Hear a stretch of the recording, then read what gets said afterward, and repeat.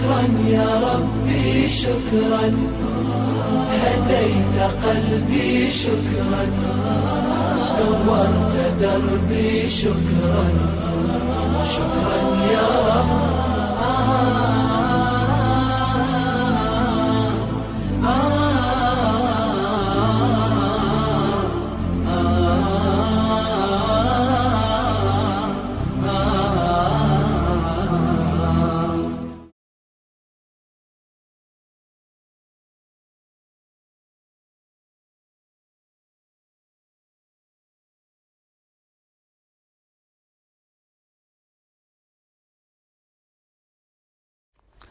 আলহামদুলিল্লাহ ওয়াসসালাতু ওয়াসসালামু আলা রাসূলিল্লাহ ওয়া বা'দ।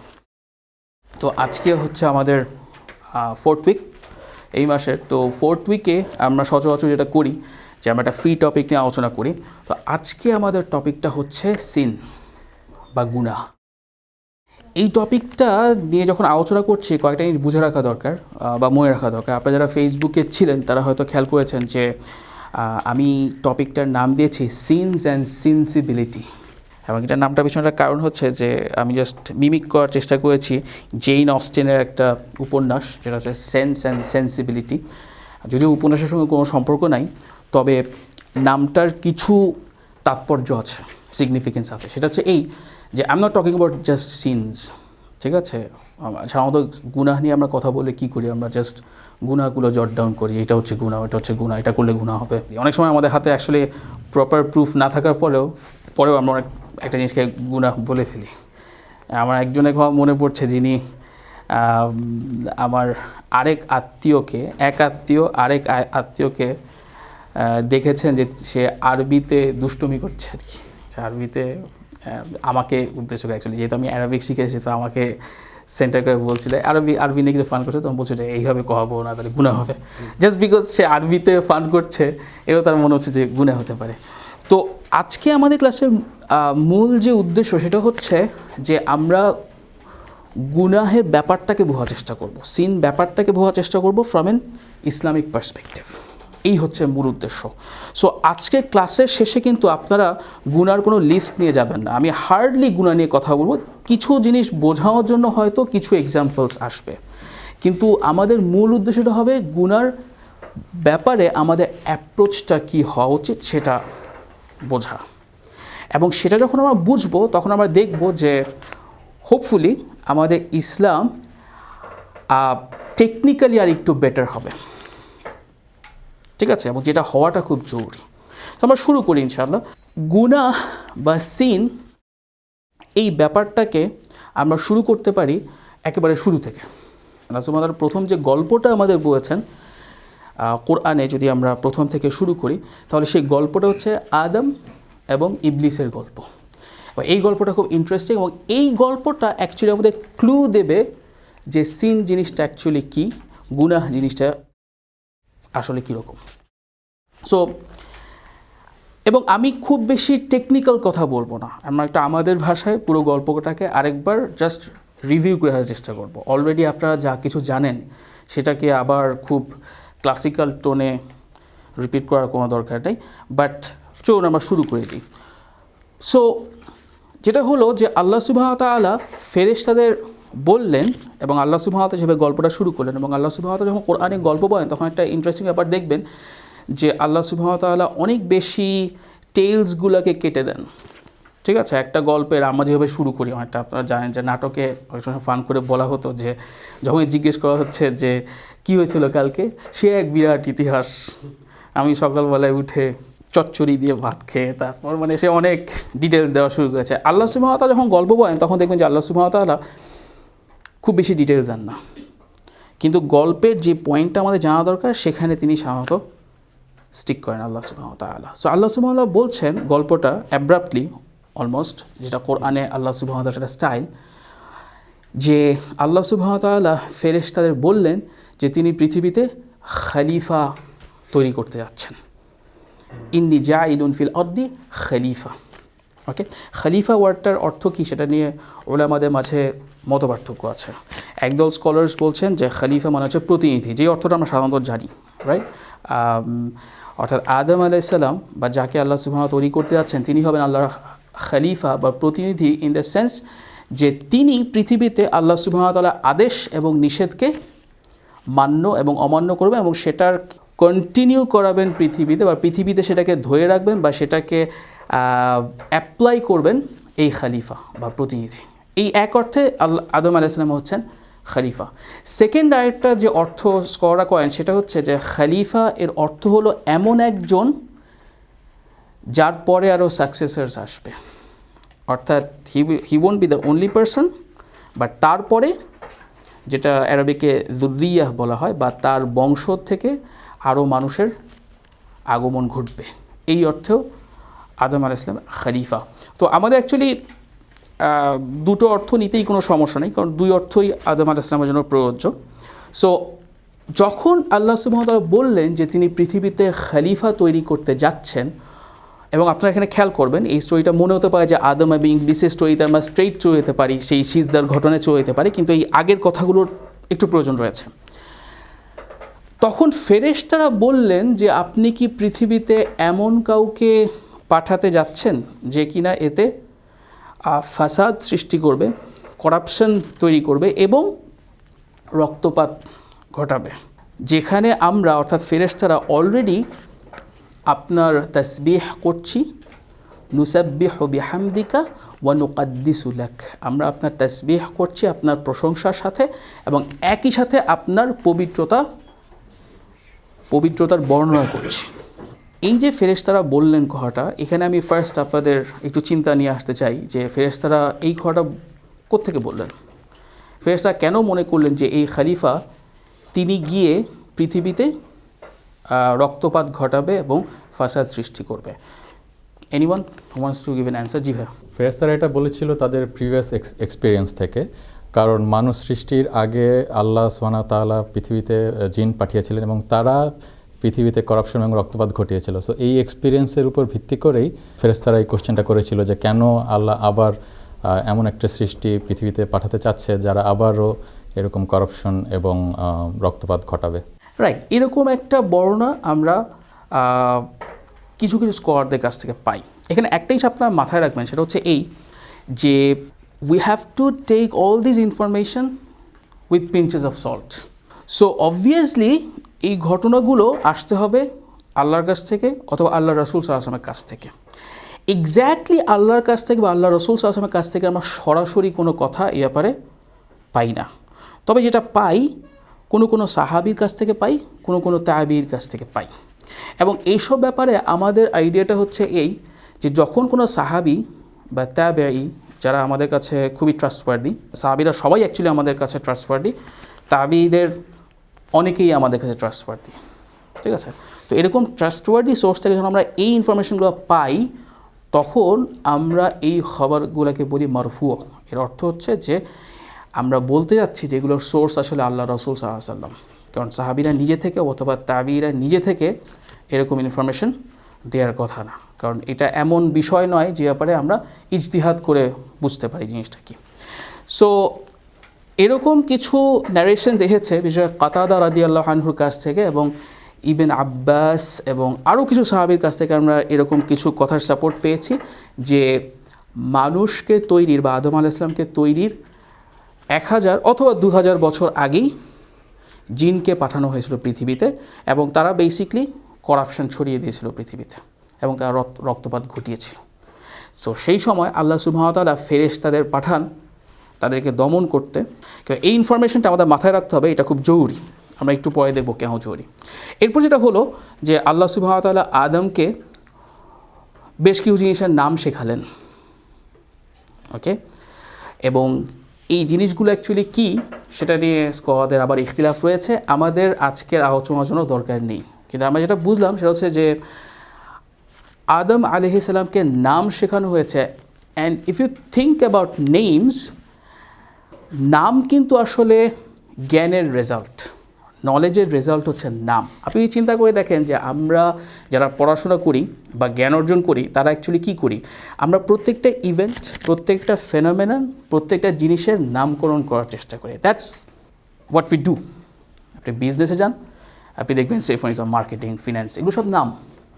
ইকোনমিক্সে যান, সেখানে মাইক্রো ইকোনমিক্স, ম্যাক্রো ইকোনমিক্স, তারপর যেসব ঘটনা ঘটছে ফিজিক্সে যান। আমরা সবসময় জ্ঞানের জগতে আমরা যখন যাচ্ছি, আমরা এটা করছি, আমরা বেশিরভাগ ক্ষেত্রেই জিনিসগুলোকে নাম দিচ্ছি, ঠিক আছে?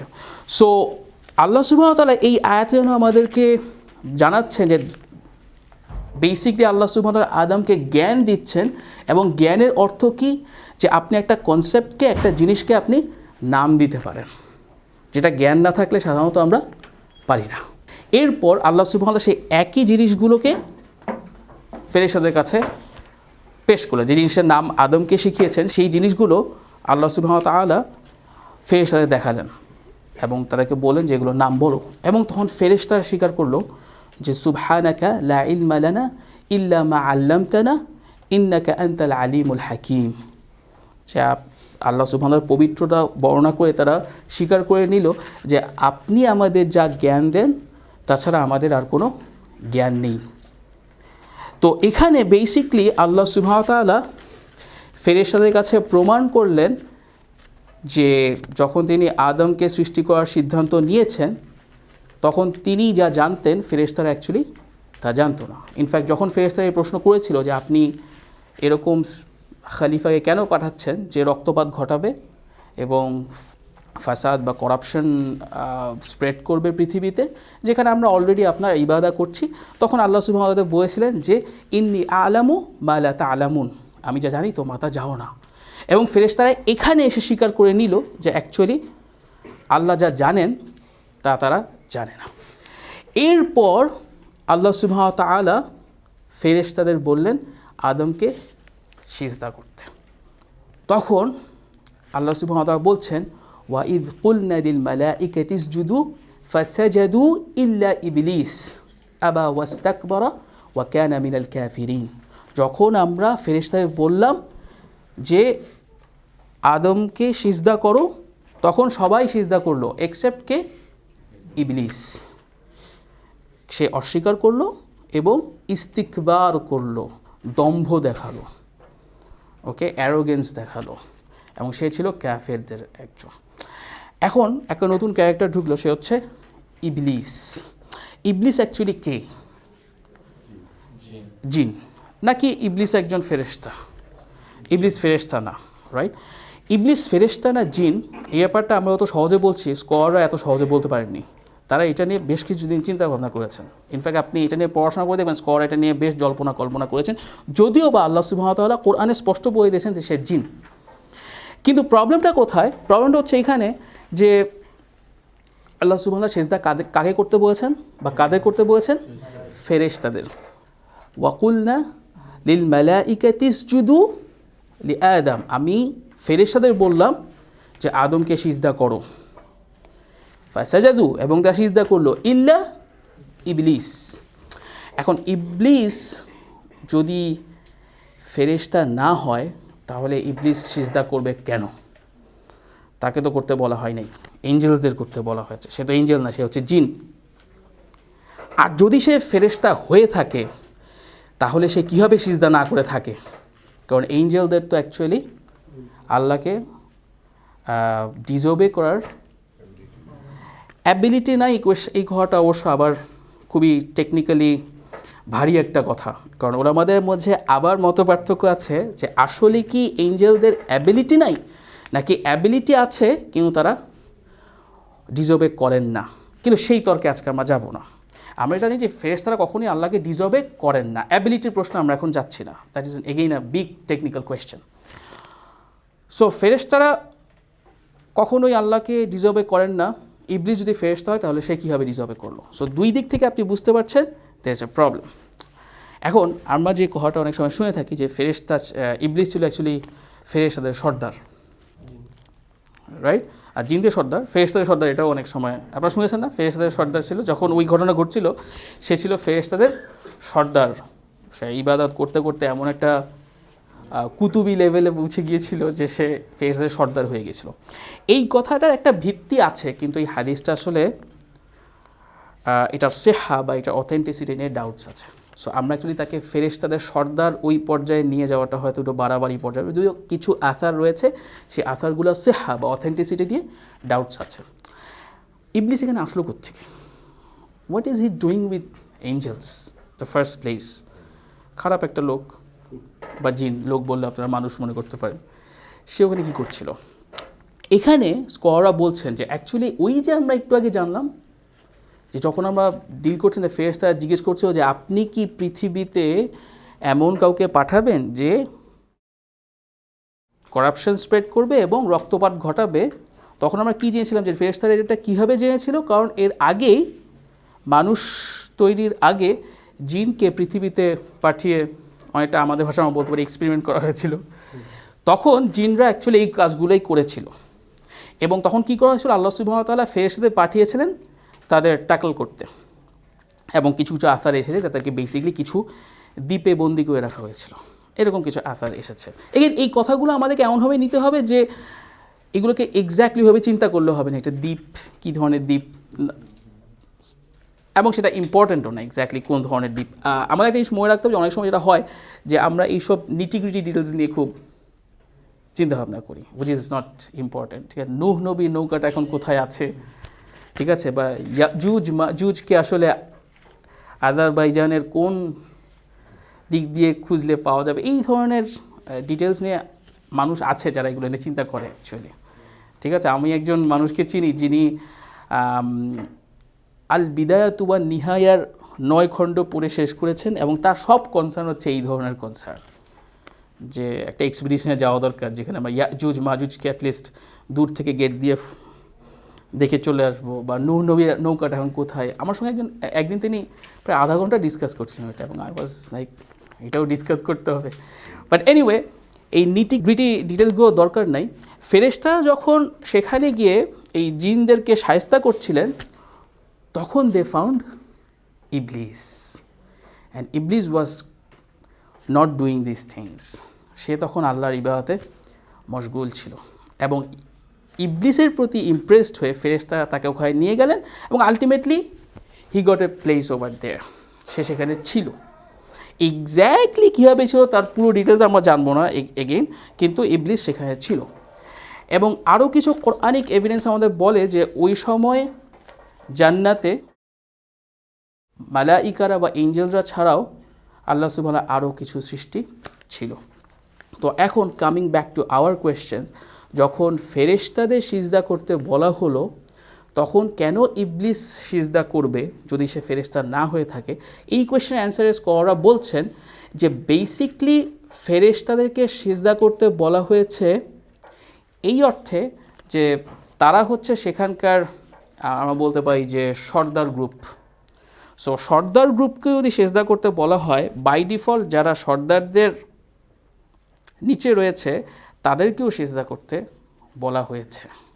সো স্কলাররা বলছেন যে আমরা এক্স্যাক্টলি জানি না কেন ইবলিসকে সিজদা করতে হয়েছে, বাট আমরা বলতে পারি যে ইবলিসকে যখন এঞ্জেলদের সিজদা করতে বলা হয়েছে, ইবলিসকেও আলাদা করে সেই সিজদার কমান্ডে আনা হয়েছিল, যদিও সে ফেরেশতা নয়।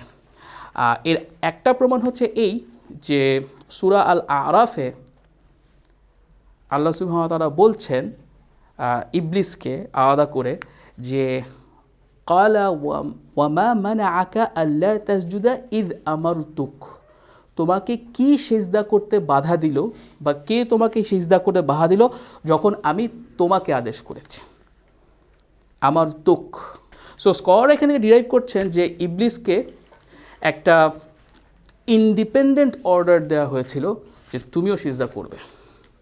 ঠিক আছে, ওকে। সো ইবলিস তখন সিজদা করতে অস্বীকার করলো এবং সে ইস্তিকবার করলো, এবং আল্লাহ সুবহানাহু ওয়া তাআলা তাকে শাইতানুর রাজিম করে দিলেন, অর্থাৎ অভিশপ্ত, অ্যাকার্সড শয়তান। যদিও এরপর ইবলিস বলেছিল যে আমাকে বিচার দিবস পর্যন্ত সময় দিন, এবং আল্লাহ সুবহানাহু ওয়া তাআলা তাকে সময় দিয়েছেন। ইন্নাকা মিনাল মুনযারিন, তুমি যাদেরকে সময় দেওয়া হয়েছে তাদের অন্তর্ভুক্ত, তোমাকে সময় দেওয়া হলো। সো ইবলিস বেসিক্যালি দোয়া করেছে আল্লাহর কাছে, এবং আল্লাহ সেই দোয়া কবুল করেছেন, কিন্তু সে অভিশপ্ত। এখন যে ব্যাপারটা আমাদের চিন্তা করতে হবে সেটা হচ্ছে এই যে ইবলিস যে ভুলটা করেছে সেটা হচ্ছে সিম্পলি সে আদমকে সিজদা করেনি, রাইট? That's the mistake. এবং এটার জন্য তাকে শুধু সিনফুলি বলা হচ্ছে না, সে চিরজীবনের জন্য অভিশপ্ত। অনেকে এরকম প্রশ্ন করেন, এরকম ফাতোয়া অনেক সময় আসে স্কলারদের কাছে যে ইবলিসের জন্য ইস্তিগফার করা যাবে কি না, এত মায়া মনের মধ্যে, সো ইবলিসের মতো দোয়া করতে চাই।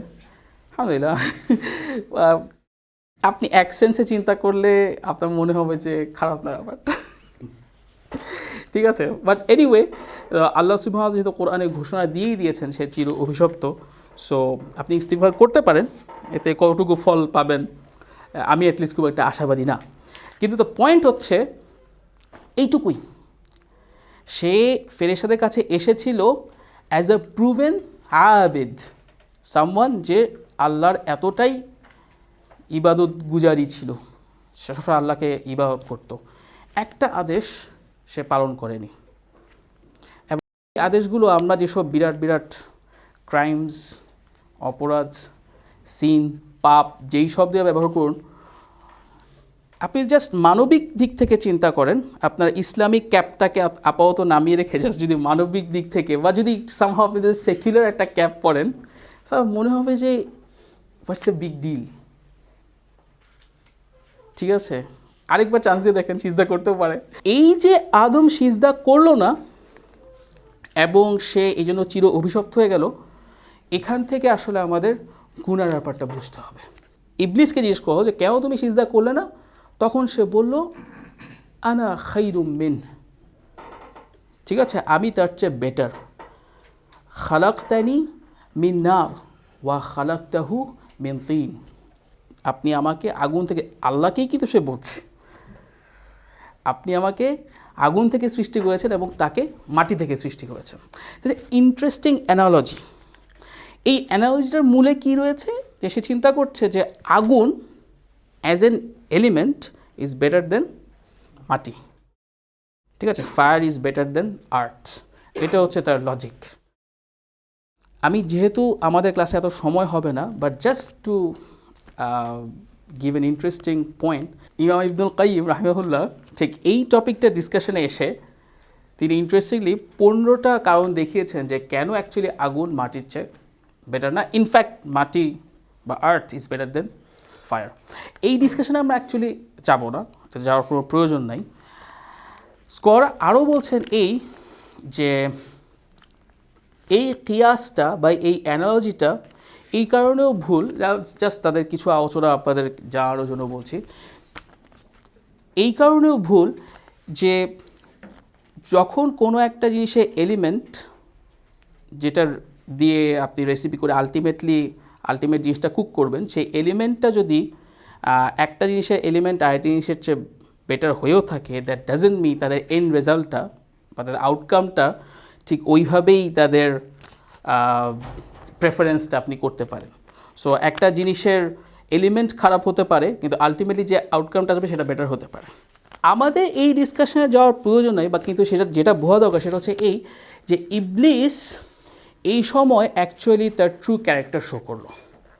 True character in the sense, again remember ইবলিস কোত্থেকে এসেছে। আমরা এই কথাগুলো কেন বলেছি, আপনি যদি ইবলিসকে ফেরেশতাদের সর্দার মনে করেন তাহলে জিনিসটা পুরো মিথোলজিক্যাল মনে হবে, ঠিক আছে, নায়ক হঠাৎ করে তার পতন হলো, ভিলেন হয়ে গেছে, ব্যাপারটা এরকম না। ইবলিস was a normal worshipper, but this is the problem, যে আপনি যতই ইবাদত করুন না কেন, ultimately what matters is what is in your heart. আল্লাহ রাসূল সাল্লাল্লাহু আলাইহি ওয়াসাল্লাম একটি হাদিসে বলছেন যে আলা ওয়া ইন্না ফিল জাসাদি মুদগা, নিশ্চয়ই প্রত্যেকটা শরীরে একটা মাংসপিণ্ড রয়েছে।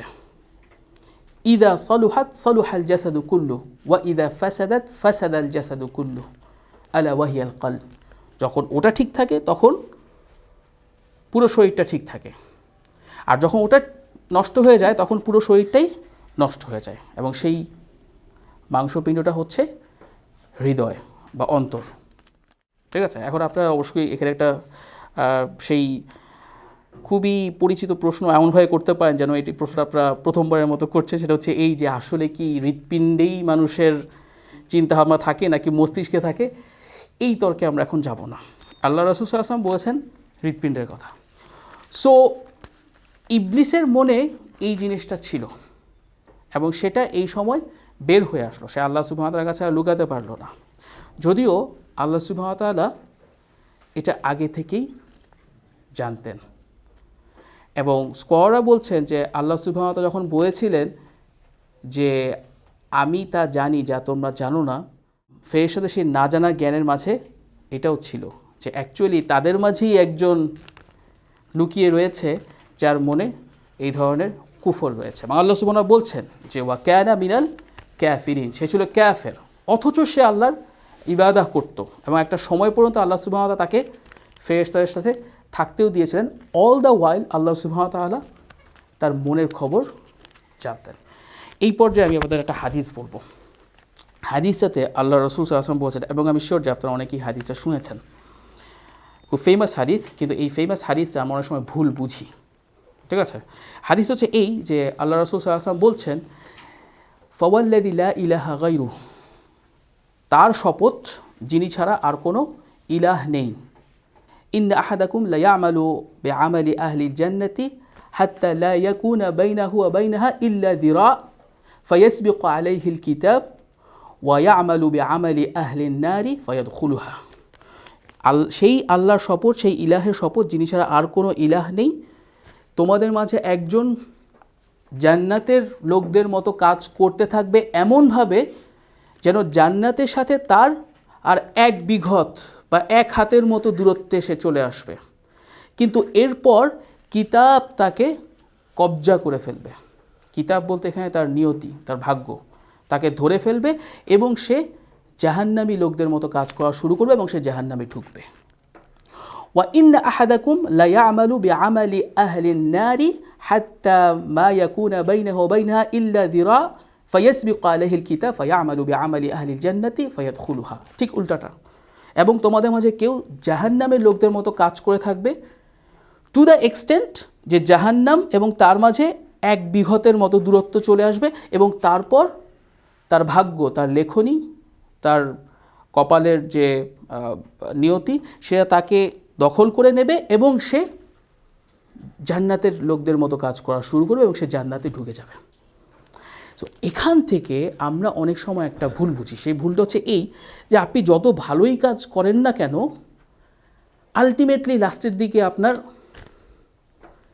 কেসটা বিগড়ে যেতে পারে। আর আপনি যত খারাপ কাজই করেন না কেন, শেষমেশ হঠাৎ দেখা যাবে আপনি সুপারস্টার হয়ে চরম ইবাদত করে জান্নাতে ঢুকে গেলেন। এই একটা আন্ডারস্ট্যান্ডিং আমরা অনেক সময় করি, কিন্তু স্কলাররা বলছেন this is not the correct understanding. Correct understanding হচ্ছে যে যখন আমরা দেখছি প্রথম ব্যক্তিকে সে জান্নাতের লোকদের মতো কাজ করছে, এখানে স্কলাররা বলছেন ফিমা ইয়াবদু লিন্নাস, মানুষের কাছে মনে হচ্ছে যে সে জান্নাতের লোকদের মতো কাজ করছে, কিন্তু তার নিয়ত ইজ নট সাউন্ড, তার নিয়ত ঠিক নেই। ঠিক আছে, এবং ইনফ্যাক্ট আরেকটা হাদিসে ঠিক এই কথাটা এসেছে, ফিমা ইয়াবদু লিন্নাস, মানুষের কাছে মনে হচ্ছে যে সে জান্নাতের লোক, সে তো জান্নাতে যাবেই, জান্নাতে অলমোস্ট পৌঁছে গেছে, কিন্তু দেন আল্লাহ সুবহানাহু ওয়া তাআলা will extract the evil out of him. Exactly what happened to shaitan, Iblis, যে সে বাইরে দেখাচ্ছিল যে he is one of the best worshipper of Allah subhanahu wa ta'ala, কিন্তু আল্লাহ সুবহানাহু ওয়া তাআলা জানতেন ঠিকই যে তার মনের মাঝে অসুখ রয়েছে, এবং ইন এন অপরচুন মোমেন্ট, একটা রাইট টাইমে আল্লাহ সুবহানাহু ওয়া তাআলা এটাকে ঠিকই বের করে আনলেন, যখন ইবলিস এটাকে আর লুকাতে পারলো না। এবং অ্যারোগেন্স এমন একটা জিনিস যেটা আপনি সব ছেড়ে দিতে অনেক সময় রাজি হয়ে যান, যেমন ইবলিস ছেড়ে দিয়েছে। ইবলিস আল্লাহর কাছে দোয়া করেছিল যে আমাকে সময় দেন, সো যাদের জন্য আমাকে বিপথগামী করলেন, সেভাবে সে বলছে, অলমোস্ট সে আল্লাহকে ব্লেম করছে যে আমি তাদেরকেও বিপথগামী করব, এবং আপনি তাদের বেশিরভাগকেই শাকিরিন অবস্থায় পাবেন না, শুকর গুজারি পাবেন না। ইবলিস দোয়া করতে পারতো, তার তওবা করতে পারতো, ঠিক যেমন আদম আলাইহিস সালাম পরবর্তীতে করেছিলেন, কিন্তু সেই রাস্তায় ইবলিস যায়নি। সো এই ব্যাপারটা আমাদের সবার জন্য ট্রু, যে যদি আমাদের হার্টে আলটিমেটলি অসুখ থাকে, সেটা আমরা যতই লুকিয়ে রাখি না কেন, দুটো জিনিস বুঝতে হবে। এক, এটাই হচ্ছে সিনের মূল, এবং এটা আলটিমেটলি আল্লাহ সুবহানাহু ওয়া তাআলা বের করে আনবেন। পরবর্তী স্টোরিও আপনারা জানেন, সো আমি এটার বিশদ ব্যাখ্যা যাব না, বাট কি হয়েছিল যে সংক্ষেপে আমাদের এই স্টোরিতে ফিট ইন করার জন্য আমরা বলি, আদম আলাইহিস সালাম এবং হাওয়াকে আল্লাহ সুবহানাহু ওয়া তাআলা বলেছিলেন যে তোমরা জান্নাতে বিচরণ করো, যা আছে তা থেকে খাও, কিন্তু ওয়ালা তাকরাবা হাদিহি শাজারা, ওই গাছটার গায়ে যাবে না, ঠিক আছে? কিন্তু শয়তান তাদেরকে ইজলাল করলো, ফাআযাল্লাহুমা শাইতান, তাদেরকে শয়তান পথভ্রষ্ট করলো অথবা তাদের পা হড়কে দিল। আজাল্লা মানে হচ্ছে আপনি যাচ্ছেন, কেউ আপনার পা পিছলিয়ে দিল, শয়তান ঠিক এই কাজটাই করলো। এবং আদম আলাইহিস সালাম এবং হাওয়া আলাইহিস সালাম তারা সেই গাছ থেকে খেলেন, এবং তারাও আল্লাহ সুবহানাহু ওয়া তাআলার আদেশ অমান্য করলেন, দুজনেই অমান্য করলেন। দুজনের একটাই ভুল ছিল। যদি আপনি কোনো সেকুলার মানুষকে জিজ্ঞেস করেন, তারা বলবে আদমেরটা তো আমার কাছে বেশি সিরিয়াস মনে হচ্ছে, এটা গাছ থেকে খাওয়া বন্ধ করতে পারলো না। আর ওদিকে ইবলিস তাকে সিজদা করতে বলা, তার সেলফ রেসপেক্ট বাড়তেই পারে। আপনি যদি সেকুলার পার্সপেক্টিভে চিন্তা করেন, অফকোর্স আমি আবারও বলছি যে আপনারা যখন আপনাদের ইসলামিক হ্যাট নামিয়ে রাখবেন তখন এইভাবে চিন্তা করতে কোনো সমস্যা নেই। বাট এই ধরনের চিন্তাভাবনা কিন্তু আবার ঠিক সেই সেইটানিক চিন্তাভাবনাতে আপনি চলে গেলেন, যে আমাকে আপনি তৈরি করেছেন আগুন দিয়ে আর তাকে তৈরি করেছেন মাটি দিয়ে। শেষ পর্যায়ে আল্লাহ সুবহানাহু ওয়া তাআলা বলছেন যে এরপর আদম আলাইহিস সালাম ফাতালাক্কা আদামু মির রাব্বিহি কালিমাত ফাতাবা আলাইহি, এবং আদম আলাইহিস সালাম আল্লাহ সুবহানাহু ওয়া তাআলার কাছ থেকে কিছু কালিমা নিলেন, কথা শিখলেন, যা দিয়ে তিনি আল্লাহর কাছে তওবা করলেন, এবং আল্লাহ অবভিয়াসলি সেই তওবা কবুল করেছেন। সো যদি এই ব্যাপারটা আমরা মাথায় রাখি এবং এরপর আমরা ফিরে আসতে চাই যে সিন জিনিসটা কি, তাহলে আমাদের বুঝতে অনেকটাই সহজ হয়ে যাবে। বিকজ আমাদের সেই যে একটা পেরেনিয়াল কোয়েশ্চেন আছে যে গুড আর ব্যাড, এই দুটার ডিফারেন্স অ্যাকচুয়ালি কী, এটা ডিফারেন্সটা এখান থেকেই আসবে, যে কোনটা ভালো এবং কোনটা মন্দ। আমরা যখন আল্লাহ সুবহানাহু ওয়া তাআলার কাছে যাব, হোয়াট উই শুড রিমেম্বার, এবং আমাদের এই সেকুলার ভাই বোনরা আছে যারা ইনশাআল্লাহ ভবিষ্যতে ইসলামিক ভাই বোন হবে, আপনাদের দিনী ভাই বোন, যে ধরনের টার্মস আপনারা খুব ইউজ করেন ইনশাআল্লাহ, আমিও মাঝে মাঝে করি, খুব একটা করতে চাই না, but anyway the point is তাদেরকে আপনারা এইটুকু বললেই যথেষ্ট যে আল্লাহ সুবহানাহু ওয়া তাআলার বিচার দিবস যখন বসবে এবং জাজমেন্ট তখন চলবে, আমাদের জাজ করা হবে আল্লাহর ক্রাইটেরিয়াতে, নট আমাদের ক্রাইটেরিয়াতে। That's the essence of everything, যে আল্লাহর ক্রাইটেরিয়া আমাদের জাজ করা হবে। জাস্ট ব্রেকে যাওয়ার আগে লাস্ট একটা কথা বয়ে যায়, এটা থেকে আমরা শুরু করবো ইনশাআল্লাহ। দেখুন, পৃথিবীতে দুই ধরনের মানুষ আছে বা জিন আছে, আমার মানুষের স্টিক করি আপাতত। দুই ধরনের মানুষ আছে, এক ধরনের মানুষ হচ্ছে গুনাহগার এবং আরেক ধরনের মানুষ হচ্ছে গুনাহগার, এবং দেয়ার আর নো আদার পিপল। মানুষের মাঝে শুধু দুই ধরনের মানুষ আছে, এক হচ্ছে গুনাহগার আর এক হচ্ছে গুনাহগার।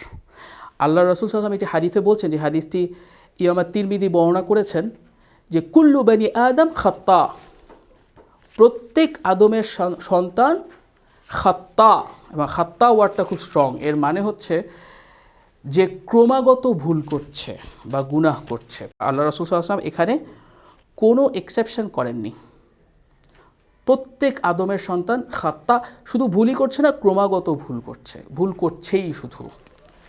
ওয়া খাইরুল খাত্তাইন আত-তাওয়াবুন, এবং যারা ক্রমাগত ভুল করছে তাদের মাঝে বেস্ট হচ্ছে তারা যারা ক্রমাগত তওবা করছে, নট জাস্ট তওবা করছে, ক্রমাগত তওবা করছে।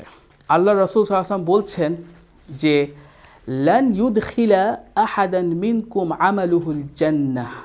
খেয়াল করে শুনুন, this is the essence of how we understand sin, virtue and everything.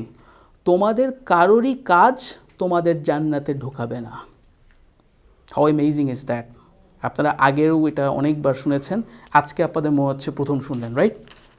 তোমাদের কারোরই কাজ তোমাদের জান্নাতে ঢোকাবে না। সাহাবীরা তখন কী জিজ্ঞেস করলেন? ওয়ালা আনতা ইয়া রাসূলুল্লাহ, আপনারও না ইয়া রাসূলুল্লাহ? এবং রাসূলুল্লাহ কী বলেন? ওয়ালা আনা, আমিও না।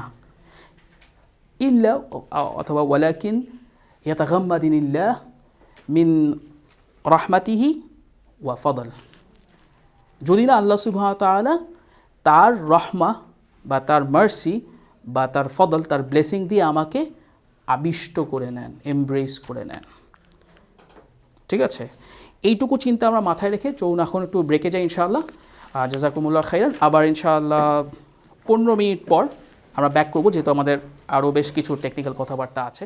شكرا يا ربي شكرا هديت قلبي شكرا তাকওয়া স্কুল সম্পর্কে আমি জানি মেইনলি ফেসবুক থেকে। আসিফ ভাইয়েরকে আমি আগে থেকে ফলো করতাম, তো সেখান থেকেই তাকওয়া স্কুল সম্পর্কে জানা এবং আশা। এবং আমি মনে করি আমার এই ডিসিশনটা ভালো ছিল, কারণ তাকওয়া স্কুলের আসিফ ভাইয়ের পড়ানোর স্টাইল সম্পর্কে তো আমি আগে থেকেও জানি, বাট এখানে এসে তার যে ডিফারেন্ট ইসলামিক টেকনিক্যাল ব্যাপারগুলো আমাদের অর্থাৎ লেম্যানরা যাতে বুঝে সেভাবে খুব সহজভাবে যেভাবে উনি বোঝান, সেটা আমরা যে আম জনতা আছি তাদের জন্য খুব ভালো হয়। شكرا يا يا منزل القرآن يا خالق الإنسان। তাকওয়া স্কুল বর্তমান সময়ের খুবই সময় উপযোগী এবং অসাধারণ একটা ইনিশিয়েটিভ। এখনকার সময় যেখানে ইসলামের ছোট ছোট বিষয়গুলো অনেক কঠিন হয়ে গেছে আমাদের জন্য, সেখানে তাকওয়া স্কুলের প্রতিটা ক্লাস আমাদেরকে ইসলামের সমস্ত জিনিস খুব সহজ এবং সাবলীলভাবে বোঝাচ্ছে, আর অনেক ভুলভ্রান্তি আমাদের দূর হয়ে যাচ্ছে প্রতিদিন অল্প অল্প করে।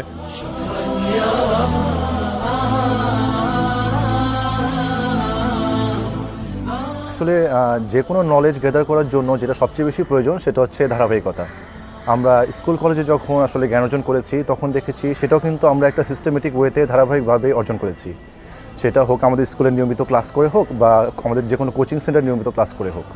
তো ইসলামিক জ্ঞান অর্জনের ব্যাপারে অনেক সময় দেখা যায় এই নলেজগুলো আমাদের ধারাবাহিকভাবে অর্জন করা হয় না, বিকৃতভাবে কিছু অর্জন করা হয় জুম্মার নামাজে বা স্পেশাল কিছু ইসলামিক ওকেশনে, যেমন শবে কদরে বা ঈদের দিনগুলোতে মসজিদে ইমাম সাহেবের কথাগুলো শুনে।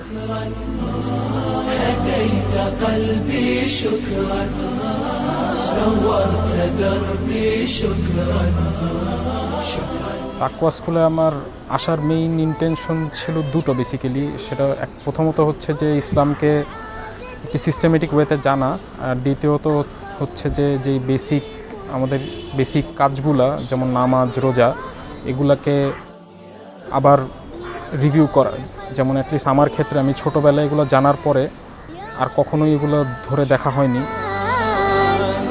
أكرمني بالغفران شكرا يا এর ফলে আমরা হয়তো একজন স্কলার হব না, বাট আমরা অ্যাটলিস্ট ইসলাম সম্পর্কে বেটার এডুকেটেড হব।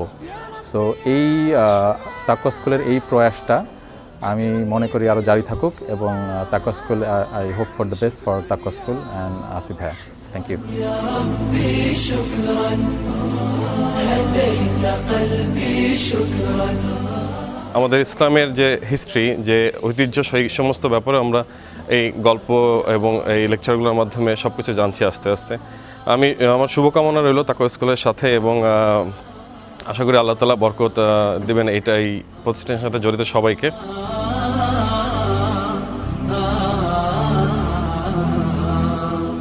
তাকওয়া স্কুল যেটা আমাদের করেছে এটা আমাদেরকে একটা সুযোগ করে দিয়েছে ধারাবাহিকভাবে একটা নলেজকে অ্যাকোয়ার করার।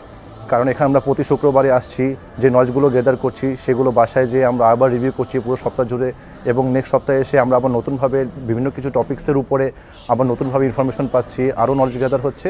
সো একটা ধারাবাহিক ওয়েতে কিন্তু আমরা আগাচ্ছি এবং অনেক স্ট্রাকচার্ড ওয়েতে আগাচ্ছি, যেটা আসলে যে কোনো জ্ঞান অর্জনের ক্ষেত্রে আমার মনে হয় এই সিস্টেমেটিক ওয়েটা খুবই প্রয়োজন আছে। তো এই কারণে তাকওয়া স্কুলকে অবশ্যই আমরা ধন্যবাদ জানাবো যে আমাকে একটা সুযোগ করে দেওয়ার জন্য, ধারাবাহিকভাবে একটা জ্ঞান অর্জনের পথ আমাদের জন্য তৈরি হয়েছে এই কারণে। واغفر يا ربي ذنبي دوما। তাকওয়া স্কুলে আসার পরে আমার যেই লাভটা হচ্ছে সেটা হচ্ছে যে আমি আগে কিছু কিছু কাজ এমনভাবে করতাম বা কিছু কিছু জিনিস এমনভাবে চিন্তা করতাম যে এখন এখানে এসে জানার পরে জিনিসগুলো আরও সহজ হচ্ছে। واغفر لي يا منان دوما يا رب شكرا يا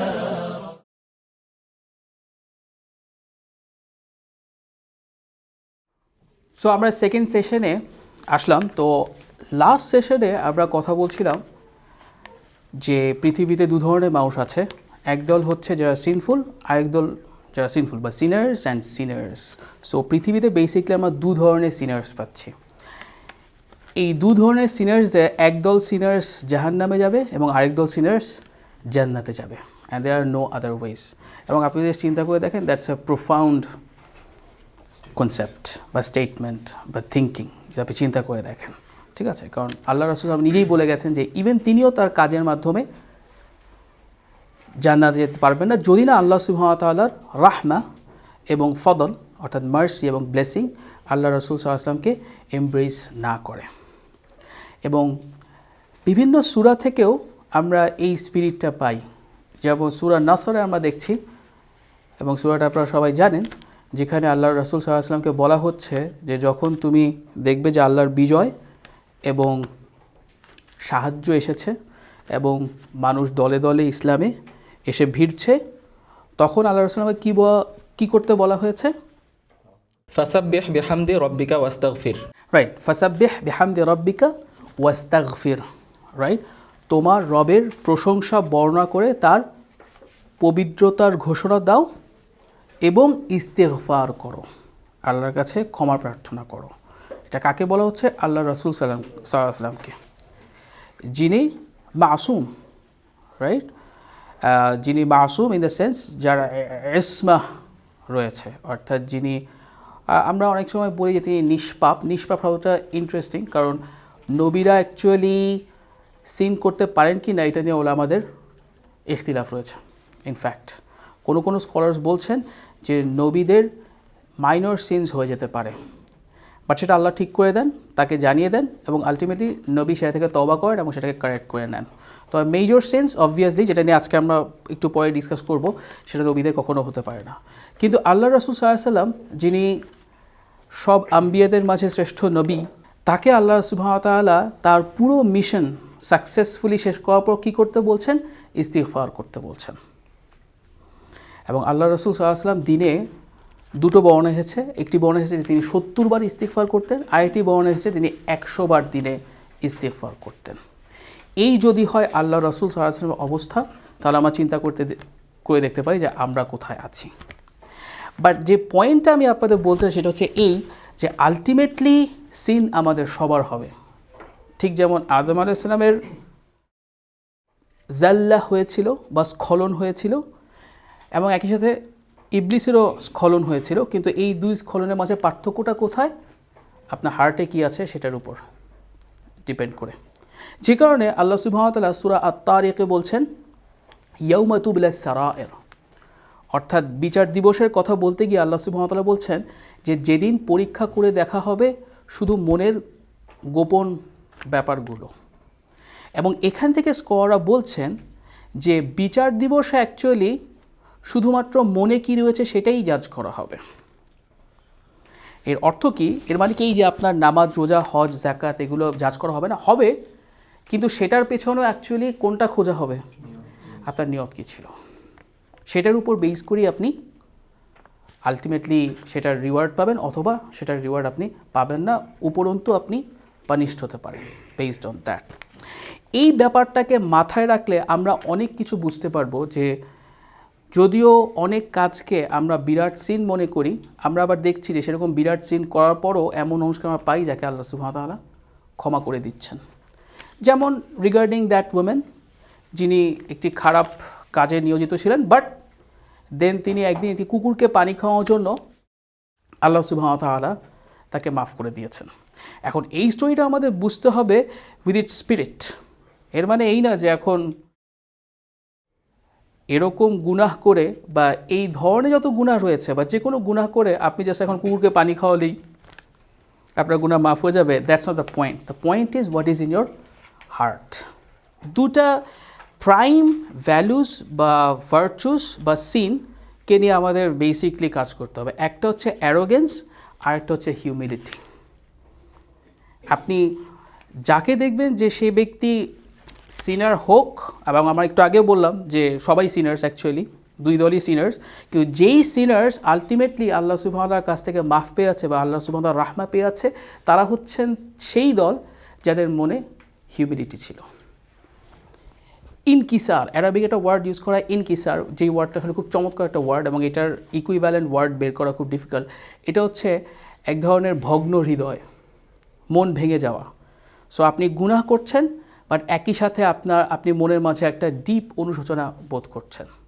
ইভেন যদিও আপনি জানেন যে এটা গুনার কাজ, ইভেন যদি আপনি জানেন এটা খুব বড় একটা গুনার কাজ এবং আপনি নিজেকে আটকাতে পারছেন না, বাট আপনার মনের মাঝে সেই ফিলিংসটা রয়েছে যে হায় আমি এটা কি করলাম, আমি আল্লাহ সুবহানাহু ওয়া তাআলার একটা আদেশ অমান্য করলাম বা একটা নিষেধকে আমি আমার কাজে রূপান্তরিত করে ফেললাম। এই যে ফিলিংটা এটা তার মধ্যে থাকবে। অন দ্য আদার হ্যান্ড, যেই গ্রুপ অফ সিনার্স আলটিমেটলি আল্লাহ সুবহানাহু ওয়া তাআলার ডিপ এবং ওয়াইড রাহমার অন্তর্ভুক্ত হতে পারবে না, এবং কতই দুর্ভাগা তারা যে আল্লাহ সুবহানাহু ওয়া তাআলার এত ভ্যাস্ট রাহমা তাদেরকে মিস করে যাচ্ছে। তাদের প্রবলেমটা হচ্ছে এই যে তাদের কাছে গুনাহ সবসময় একটা ছোট জিনিস, অন্তর থেকে তারা কখনোই সেই অনুশোচনা বোধ করবে না। এই প্রবলেমটা তাদের সবসময় থাকবে। গুনাহ ছোট হোক বা বড় হোক, তাদের কাছে ব্যাপারটা খুব বেশি কিছু নয়। যেমনটা ইবনে মাসউদ রাদিয়াল্লাহু আনহু একটি হাদিসে বলছেন যে একজন মুমিনের কাছে একটা গুনাহ যেন একটা উঁচু পাহাড়ের নিচে বসে থাকা, এবং সে ভয় পাচ্ছে যে পাহাড়টা যে কোনো সময় তার উপর ভেঙে পড়বে। অপরদিকে একজন গুনাহগারের কাছে বা একজন অ্যারোগেন্ট লোকের কাছে একটা গুনাহ হচ্ছে স্রেফ যেন একটা মাছি এসে তার নাকের উপরে এসে বসলো এবং সে জাস্ট হাত দিয়ে মাছিটাকে সরিয়ে ফেললো, এতটাই আনইম্পর্ট্যান্ট। ঠিক আছে? So at the end of the day, how you look at the sin is more important than the sin itself. Not just সিনটা আপনি করছেন কি করছেন না, বরং আপনি কোন মানসিকতা থেকে করছেন সেটা অনেক বড় ব্যাপার। এবং এইটার উপর বেস করে আল্লাহ সুবহানাহু ওয়া তাআলা কাউকে মাফ করে দিবেন, কাউকে ক্ষমা করবেন না। একটা স্টোরি আপনাদের আগেও একটা ক্লাসে বলেছিলাম, আজকে আবার একটু বলি কারণ এই কনটেক্সট এটা আবারও খুবই রেলেভেন্ট। সেটা হচ্ছে এই যে সেই ব্যক্তি যে এত গুনাহ করে ফেলেছিল যে তার মনে হয়েছিল, এবং সে তার ছেলেদের বলছিল শেষ জীবনে যে আমি কি তোমাদের ভালো বাবা ছিলাম? তখন তারা বলছে ইয়েস, তুমি খুব ভালো বাবা ছিলা। তো যদি আমি ভালো বাবা হয়ে থাকি তাহলে তোমরা কি আমার কথা রাখবে? হ্যাঁ, আমি তোমার কথা রাখবো অবশ্যই। তাহলে আমি মারা যাওয়ার পর আমার মৃতদেহকে পুড়িয়ে ছাই করে এক অংশ ফেলবে সাগরে, আরেক অংশ ফেলবে মাটিতে, এবং এমন দিনে যেই দিন প্রচণ্ড ঝড় হচ্ছে। So he is so careful যাতে ইভেন যে ছাইগুলো মাটিতে এবং যেই ছাইগুলো সমুদ্রে আছে সেগুলো যেন একত্রিত না হতে পারে। সেটা তো একটা ঝোড়ো দিনে করলে অ্যাকচুয়ালি ছাইগুলো আরও ডিসপার্সড হয়ে যাবে, এই ছিল তার চিন্তা। সো তখন ছেলেরা যেটা করলো, বাবার এই ওয়াসিয়া তারা ফুলফিল করলো, এবং আল্লাহ সুবহানাহু আল্লাহ সুবহানাহু ওয়া তাআলার জন্য তো অবভিয়াসলি কঠিন কাজ নয়, তাকে এক করলেন। এক করে আল্লাহ সুবহানাহু ওয়া তাআলা বললেন যে কি তোমাকে এই কাজ করালো, কী জন্য এই কাজ করলে? তখন সে বলল মিন খাশিয়াতি ইয়া রাব, তোমার ভয়ে এই কাজ করেছে, এবং আল্লাহ সুবহানাহু ওয়া তাআলা তাকে মাফ করে দিলেন। অথচ এই লোক যখন তার ছেলেদেরকে বলেছিলেন, এই জান্নাতি ব্যক্তি রাহিমাহুল্লাহ, এই ব্যক্তি যখন তার ছেলেদেরকে বলেছিলেন যে আমাকে ছাই করে দিও, তখন সে এটাও বলেছিল যদি আল্লাহ সুবহানাহু ওয়া তাআলা আমাকে ধরতে পারে তাহলে আমার সাথে তিনি যা করবেন তা তিনি তার কোনো বান্দার সাথে করেননি। বাট আল্লাহ সুবহানাহু ওয়া তাআলা obviously had his own ideas. কিন্তু খেয়াল করুন যে যেই ব্যাপারটা আমাদের বুঝতে হবে যে এই লোক অবভিয়াসলি হাদিসের শুরুতে আমরা যেটা পেয়েছি সেই লোক কোনো ভালো কাজ করেনি। He didn't do any good things. শুধু একটি বর্ণনায় এসেছে যে তার তাওহীদ ঠিক ছিল, সে এক আল্লাহে বিশ্বাস করতো, কিন্তু এছাড়া কোনো ভালো কাজের কোনো নাম সে কখনো নেয়নি, যে কারণে তার সেই ভয়টা ছিল আমি কখনো কোনো ভালো কাজই করিনি। তবু হাদিসটা আমার কাছে ইন্টারেস্ট লেগেছে কারণ একটা ভালো কাজের বর্ণনা ওখানে পেয়ে গেছি যে বাবা হিসেবে খুব ভালো ছিল। এনিওয়ে, ওটা তার অ্যাটলিস্ট দরকার ছিল ওই কাজটা করার জন্য। বাট দ্য পয়েন্ট ইজ যে সে এত খারাপ হওয়ার পরেও তার মানসিক অবস্থার কারণে আল্লাহ তাকে মাফ করে দিচ্ছেন। ঠিক আছে, এখন এখান থেকে একটা ভুল বোঝার অবকাশ আছে। সেটা কি, যে আমার মনে করতে পারি ঠিক আছে আমার মনটাকে ঠিক রাখি, এরপর গুনাহ খাতা যা হয়ে যায় তা হয়ে যায়। বাট যখন আপনি চিন্তা করছেন আপনার মন কিন্তু আসলে আর ঠিক নাই, দ্যাটস দ্য হোল থিং, তাই না? মনটা জেনুইনলি ঠিক থাকা লাগবে, তাই না? এখন যদি আপনার মন সত্যিই ঠিক থাকে তাহলে কি আপনি কিন্তু প্লে অ্যারাউন্ড করতে পারবেন না। এবং মজার ব্যাপারটা হচ্ছে এক এক মানুষের লাইফে এই অ্যাসপেক্টটা এক এক রিয়ালিটিতে আসবে। আপনি এটাকে বানাতে পারবেন না। আপনি বলতে পারবেন না ঠিক আছে আমি এই লোকটাই হব যে সারাক্ষণ খারাপ কাজ করবে, লাস্টে এসে আমি আমার ছেলেদের বলবো যে আমাকে ছাই বানিয়ে দাও। আপনি এটা অ্যাক্ট করে ওই অবস্থায় নিয়ে আসতে পারবেন না। আপনি ভাবতে পারবেন না মনে হয় আল্লাহ আমার কথাই বলেছে, আমি এটা করে দেখি হয় কি না। You can do that, right? It has to happen in your life in that particular manner, যেখানে আপনার হার্ট অ্যাকচুয়ালি ঠিক ওই অবস্থায় ছিল। ঠিক আছে? সো এই স্পিরিটটাকে মাথায় রেখে আমাদের গুনার কাজগুলিকে বুঝতে হবে। যেটা আমাদের বুঝতে হবে যে যদি আল্লাহ সুবহানাহু ওয়া তাআলার প্রতি আমাদের মনের মাঝে ট্রুথফুলনেস থাকে, তাহলে সেটা দিয়ে অনেক কিছু হওয়া সম্ভব, অনেক কিছু হওয়া সম্ভব।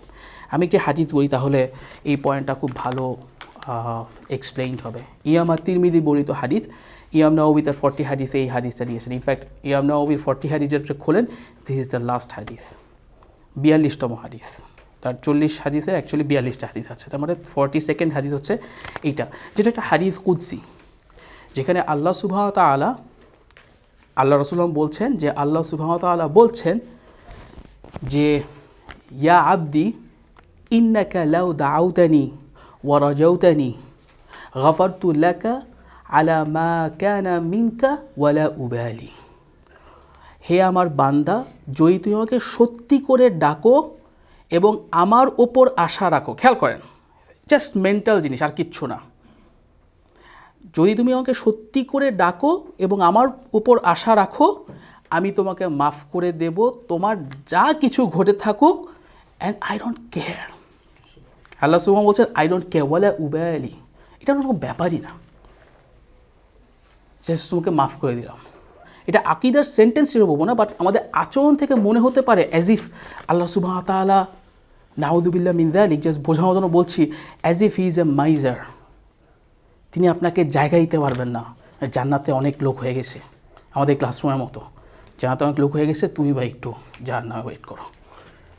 নো, অ্যাজ লং এজ আপনি এইটুকু ধরে রাখতে পারছেন, আল্লাহ সুবহানাহু ওয়া তাআলা is willing to take you to জান্নাহ।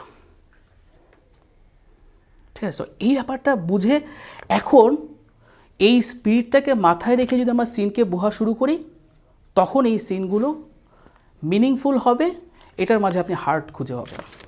আল্লাহ সুবহানাহু এরকম করেন নাই, কিন্তু আমরা আমাদের কথার মাধ্যমে বা আমাদের শিক্ষার মাধ্যমে অনেক সময় এই ধরনের একটা ইমেজ তৈরি করে ফেলেছি।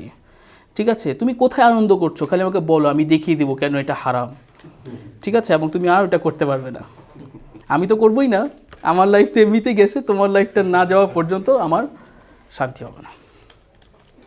ঠিক আছে, বাট রিমেম্বার যে গুনাহকে পাত্তা দিতে হবে। গুনাহ থেকে সবসময় আমরা দূরে থাকতে পারবো না, আমাদের গুনাহ হয়ে যাবে, কখনো কখনো বড় গুনাহ হয়ে যেতে পারে, যেমন সাহাবীদের হয়ে গেছে। আপনারা জানেন এই ঘটনা, নতুন করে বলে আমি আর বাবা কুড়াবো না, আপনারা জানেন রাইট, যে সাহাবী জিনা করে ফেলেছিলেন, আলটিমেটলি তিনি নিজেকে এসে আল্লাহ রাসূল সাল্লাল্লাহু আলাইহি ওয়াসাল্লামের কাছে এসে বলেছেন যে আমাকে পবিত্র করুন রাজামের মাধ্যমে। এখন দেখেন এই পাথর ছোড়ার ব্যাপারটা, যেটা হাদ পানিশমেন্ট, এটাকে আমরা এমনভাবে প্রেজেন্ট করছি, এবং আমি কারোর নাম নিতে যাচ্ছি না, বাট স্টিল এনিওয়ে, এমনভাবে প্রেজেন্ট করছি আপনার মনে হবে যে ইসলাম কেমন একটা জিনিস, অন্যরা বন্দুক দিয়ে মারছে, এরা পাথর দিয়ে মারতে চায়, এই যে একটা ফিলিং তৈরি করেছি। হ্যাঁ, এখানে ওই পক্ষেরও বাড়াবাড়ি আছে যে কেন তোমরা একটা লয়ের শুধুমাত্র পিনাল কোডসগুলো দেখছো, শাস্তিগুলো দেখছো, নাইলে শুধু শাস্তি দেখলে কোন ল আপনার ভালো লাগবে, তাই না? ফাঁসি কি খুব আরামদায়ক কোনো মৃত্যু, নাকি আপনারা ওরকম একটু কেমন একটু মানবীয় লাগে আর কি ফাঁসি দিলে? ইলেকট্রিক চেয়ারে যখন করে মরবে একটু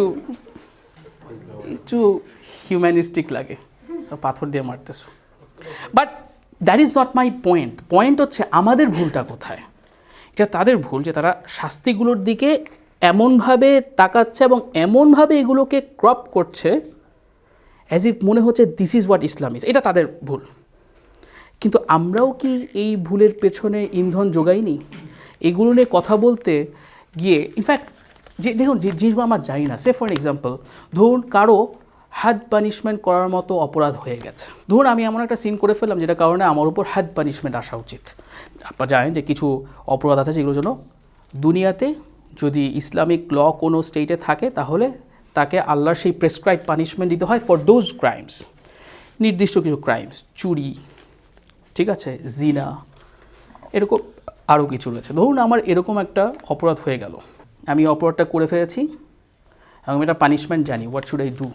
স্কলাররা বলছেন দ্য বেস্ট ইজ যে আপনি এটা কাউকে জানাবেন না, যতক্ষণ আল্লাহ এটাকে লুকিয়ে রেখেছে you hide it as well, এবং এটাকে স্কলার অনেকে বেস্ট বলছেন। ইনফ্যাক্ট আমি একটা লেকচার, একটা অ্যামেজিং একটা স্টোরি শুনেছি, যদি আমি একটা লেকচারে শুনেছি, এবং the Sheikh is a big Sheikh, তিনি বলছিলেন যে একজন সাহাবি, তার কাছে একজন লোক এসে বলছিল যে আমি জিনা করেছি, সো আমার উপর হাদ পানিশমেন্ট দিন, আমাকে হাদ পানিশমেন্ট দিন, I want to be purified by it.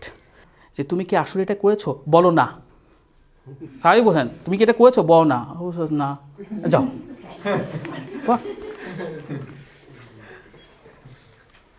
So it's not যে মানে একটা ইসলামিক লতে বিচারক পাথর নিয়ে বসে আছেন, কখন একজন আসবে একটু পাথর টাথর মারবো, কদিন পাথর মারা হচ্ছে না, ইটস লাইক দ্যাট। অফকোর্স আমাদের আজকের টপিক সেটা না, সো এগুলো নিয়ে আমরা হয়তো একদিন আলোচনা করতে পারবো, এটা আমাদের জানা হচ্ছে। এই কারণে যদিও এগুলো প্র্যাকটিক্যালি এখন সেভাবে ইমপ্লিমেন্টেড হচ্ছে না, কিন্তু আমাদের এগুলো সম্বন্ধে ভালো করে জানা উচিত, আমার মানুষকে এটা হোলিস্টিক পিকচারটা ভালো হবে। আসুন এবার যেটা বলছিলাম, যে কথাটা বলে আমি পরে কথা চলে যাবো, সেটা হচ্ছে এই যে সিন, এর ব্যাপারে আমাদের অ্যাপ্রোচ ঠিক থাকা লাগবে। যেমন সাহাবিদের ছিল, যাদের মেজর সিন হয়ে গেছে তাদের অ্যাপ্রোচ ঠিক ছিল, ঠিক আছে, তারা ভুল যেমন করে ফেলেছেন একই সঙ্গে তারা আল্লাহর ভুল করার মাধ্যমে, দেখেন কেউ যদি ভুল না করতো তাহলে আল্লাহ সুবহানাহু ওয়া তাআলার সৃষ্টির একটা পারপাস ফুলফিল হতো না, সেটা কি? তওবা করা। তওবা করা, কেউ তওবা করতো না, কেউ ভুল করছে না, কেউ তওবা করছে না, কিন্তু আল্লাহ সুবহানাহু ওয়া তাআলা হচ্ছেন আত-তাওয়াব, যে তওবা কবুল করেন। তো তিনি চান যে কেউ থাকুক যে ভুল করবে এবং আল্লাহর কাছে তওবা করবে, এবং সেটা প্রথমেই আল্লাহ আদমকে দিয়ে করালেন। You see the thing? So তাওবা আল্লাহ সুবহানাহু ওয়া তাআলা চান। এবং একজন স্কলার এরকম বলেছেন যে আমি রাতে ঘুমিয়ে দিনের বেলাতে অনুশোচনা করব, this is better for me than রাতে নামাজ পড়ে দিনের বেলা আমি অ্যারোগেন্ট হিসাবে থাকবো। It is better for me, ঠিক আছে? এই ব্যাপারটা মনে রাখতে হবে। আমাদের অনেকের প্রচুর অ্যারোগেন্স, এবং বাই আমাদের উইমেন, আই অ্যান্ড ইউ, আমরা সবাই, আপনি কিন্তু মনে করবেন না যে এগুলো রেটোরিক্যাল কথাবার্তা, এগুলো স্পিকার একটু বলে আর কি লেকচারটার সৌন্দর্য বৃদ্ধি করছে, কি অনেস্ট স্পিকার বলতেছে আমরা খুব অ্যারোগেন্ট, আমরা আসলেই অ্যারোগেন্ট, ঠিক আছে? আমরা কী পরিমাণ অ্যারোগেন্স এটার এক্সাম্পল দিই। ইমাম আল কুশাইরি নামে একজন স্কলার, তিনি তার বই আর রিসালাতে বলছেন যে আমাদের হিউমিলিটি কোন পর্যায়ে থাকা উচিত খেয়াল করুন। তিনি বলছেন যে কখনো কখনো মানুষের থেকে দূরে থাকতে চাই না, বিকজ পৃথিবীতে অনেক গুনাহ বেড়ে গেছে, সব মানুষ থেকে দূরে থাকতে চাই, রাইট? এরকম পায়াসনেস আমাদের মধ্যে কাজ করে অনেক সময়। তো ইমাম আল কুশাইরি বলছেন যে তুমি যদি মানুষ থেকে দূরে থাকতে চাও, এটার কারণ এই হতে হবে যাতে মানুষ তোমার সিন থেকে বাঁচে, নট তুমি মানুষের সিন থেকে বাঁচবে। দ্য মোমেন্ট ইউ থিঙ্ক যে আমি মানুষের সিন থেকে বাঁচতে চাই, you are actually being arrogant. তুমি থাকতেছো আমি খুব ভালো, বাকিরা খুব সিনফুল। স্কলাররা বলছেন যখন তুমি রাস্তায় নামো, প্রত্যেক মানুষের দিকে যখন তাকাবে তোমার মনে এটা কাজ করতে হবে এরা প্রত্যেকে আমার চেয়ে ভালো। আই হ্যাভ টু, যখন আমি লেকচার দিচ্ছি আমার মনে সেটা কাজ করছে কিনা, আমি হৃদয়ের কথা আমি যাই বলি আমি তো ভালোই বলবো, তো না বলা না বলা একই কথা, তাই না? এই কারণে রেটোরিক্স ইজ সো ডেঞ্জারাস। কিন্তু পয়েন্ট হচ্ছে যে স্কলাররা বলছে যখন তুমি প্রত্যেকটা মানুষের তাকাবে, এবং আমি যখন আপনাদের তাকাচ্ছি, আপনারা যখন সবার দিকে তাকাচ্ছেন, প্রত্যেকটা মানুষের দিকে তাকিয়ে তোমার এটা মনে হতে হবে, না হলে মনকে বুঝিয়ে সেই আন্ডারস্ট্যান্ডিংয়ে নিয়ে আসতে হবে যে এরা সব প্রত্যেকে আমার চেয়ে ভালো। এবং তারা ব্যাখ্যা করছেন এইভাবে যে যদি তুমি বৃদ্ধ কাউকে দেখো, তোমার চেয়ে বয়স্ক কাউকে দেখো, তাহলে তুমি মনে করবে যে এই লোক তো আমার চেয়ে অনেক বেশি ইবাদত করতে পেরেছেন। আর যদি তুমি বয়সের ছোটো কাউকে দেখো, তাহলে তুমি মনে করবে আমি তো এর চেয়ে অনেক বেশি গুনাহ করেছি। That is how a person should be. এবং brothers and sisters, let me tell you, এই পর্যায়ে আমরা আমাদের মনকে না নিয়ে আসতে পারি, it is useless talking about major sins and minor sins. ওই টেকনিক্যাল নলেজ দিয়ে আপনি জান্নাতে যাবেন না, আপনি জান্নাতে যাবেন ওই লোকটার মতো সারা জীবন পাপ করে সে আল্লাহর ভয়ে নিজেকে আগুনে পুড়িয়ে দিয়েছে। ওই মনটাকে আগে নিয়ে আসতে হবে। Then you talk about all this nitty gritty details, আপনার ইসলামিক ক্লাসেস অ্যান্ড এভরিথিং, এগুলো তখনই রেলেভেন্ট হবে যখন আমি আমার মনকে সেভাবে এই ব্যাপারগুলো বোঝাতে পারবো। এখন এই সব কিছু ডিসকাস করার পর আমরা এসেছি একটা আলোচনায়, এবং যেহেতু আমাদের হাতে খুব বেশি সময় নেই, আমাদেরকে একটু শর্টকাটে বলতে হবে, কিন্তু আমি চেষ্টা করবো মূল কথাগুলো বলে ফেলার। আমাদের গুনার ব্যাপারটাকে বুঝতে হবে। But remember this prior Tux we had, তাই না? এর আগ পর্যন্ত যা কিছু বললাম এগুলোর পরবর্তী কথাগুলোকে আপনার রেলেভেন্ট করে তুলতে হবে, সেইভাবে বুঝতে হবে, তখন দেখবেন এই জ্ঞানগুলো আসলে কাজে আসবে। গুনাহকে আমরা বেশ কয়েক ভাগে ভাগ করতে পারি, ঠিক আছে? দুটো মেজর ভাগ বলবো। একটা হচ্ছে গুনাহকে ভাগ করা হয় মেজর সিনস এবং মাইনর সিনস, ঠিক আছে? আমরা সঙ্গে কবিরা গুনাহ, সগীরা গুনাহ বলি, ঠিক আছে? এক কথায় আমরা যদি অ্যারাবিক টার্মস ইউজ করছি, মাঝে মাঝে একটু অ্যারাবিক টার্মস ইউজ করা ভালো, আমরা বলতে পারি আল কাবায়ের ওয়াস সাগায়ের। আল কাবায়ের হচ্ছে সব কবিরা গুনার সমষ্টি, আর সাগায়ের হচ্ছে সব সাগীরা গুনার সমষ্টি, ঠিক আছে? You have the major sins বা আল কাবায়ের, and you have the minor sins as-সাগায়ের। এখানে কয়েকটা টেকনিক্যাল ব্যাপার আগে বলে রাখি। What are the major sins? কোনটাকে আপনি মেজর সিনস বলবেন? আমার মনে হয় এখানে আমাদের ব্রাদার্স অ্যান্ড সিস্টার আবার কিছু ইনপুট দিতে পারেন, আগে থেকে বলে রাখি, এতে পরে সমস্যা না হয়। যে অ্যান্সার দেবেন একটু জোরে বলবেন, ঠিক আছে? সো একটু হাত তুললে ভালো হয়, so that I can give you. একসঙ্গে দুজন ভাইয়া বলেন, what is a major sin? যে সকল সিনসের পানিশমেন্ট হিসেবে নার বা আগুনের কথা এসেছে, আমি একটা বর্ণনা, ওকে, সেগুলো ফাইন, মেজর সিন হিসেবে ওকে, একটা লিস্ট করা। ফাইন। আর কেউ কিছু? Good answer. এসব সিনস তওবা ছাড়া কখনো মাফ করা হবে না। গুড, মাশাআল্লাহ। আর কোনো? আমার কাছে মেজর সিন মনে হচ্ছে সেই সব পাপগুলো যে পাপগুলো করার সময় নিজের হৃদয়ে পাপ অনুভব হয় না, অনুতপ্ত হয় না। ভেরি ইন্টারেস্টিং অ্যান্সার, মাশাআল্লাহ। অ্যান্ড ইটস নট রং, যদিও আপনি ব্যক্তিগত অভিমত বলছেন, আলহামদুলিল্লাহ। মেজর সিনসের ডেফিনিশনে ওলামাদের মাঝে মত পার্থক্য রয়েছে, ফার্স্ট অফ অল, ঠিক আছে? এটা একটা বড় কারণ হচ্ছে আল্লাহ রসুল, এগেইন মনে রাখতে হবে যে নলেজকে বুঝতে হবে তার প্রপার সোর্স অনুযায়ী, যে কীভাবে তারা অ্যাকচুয়ালি ক্লাসিফাইড হয়েছে। আল্লাহ রসুল সাল্লাল্লাহু আলাইহি ওয়াসাল্লাম অ্যাকচুয়ালি এক্সপ্লেইন করে জান নাই যে কোনটা মেজর সিনস, যদিও তিনি মেজর সিনসের এক্সাম্পল দিয়ে গেছেন। যেমন তিনি বলেছেন ইজতানিবু আল মুবিকাতিস সাবআ, 7টা মুবিকাত অথবা দিন ধ্বংসকারী অথবা মানুষের ভবিষ্যৎ ধ্বংসকারী, মানে জান্নাত জাহান্নামের যে ফয়সালা সেটা ধ্বংসকারী জিনিস থেকে নিজেকে দূরে রাখো। এবং সেখানে আল্লাহ রাসূল সাল্লাল্লাহু আলাইহি ওয়াসাল্লাম 7টা জিনিস বলছে। আমি এগিন বলছিলাম যে আজকে আমরা ঠিক সেখানে যাব না, শিরক আছে, সেহের আছে, ম্যাজিক, তারপর কাতলুন নাফস মানে কোনো ব্যক্তিকে হত্যা করা, আকলু মালিল ইয়াতিম এতিমের সম্পদ খাওয়া, আকলুর রিবা সুদ খাওয়া, এরকম আরও কিছু জিনিস রয়েছে। আরেকটা আছে খুব ইন্টারেস্টিং, সেটা হচ্ছে আপনার আত-তাওয়াল্লি ইয়াউমা জাহাফ, যুদ্ধের দিন পলায়ন করা। আল্লাযীনা ইয়াজতানিবুনা কাবাইরাল ইসমি ওয়াল ফাওয়াহিশা ইল্লাল লামাম, অর্থাৎ ইন্না রাব্বাকা ওয়াসিউল মাগফিরাহ, অর্থাৎ কারা মাফ পাবে?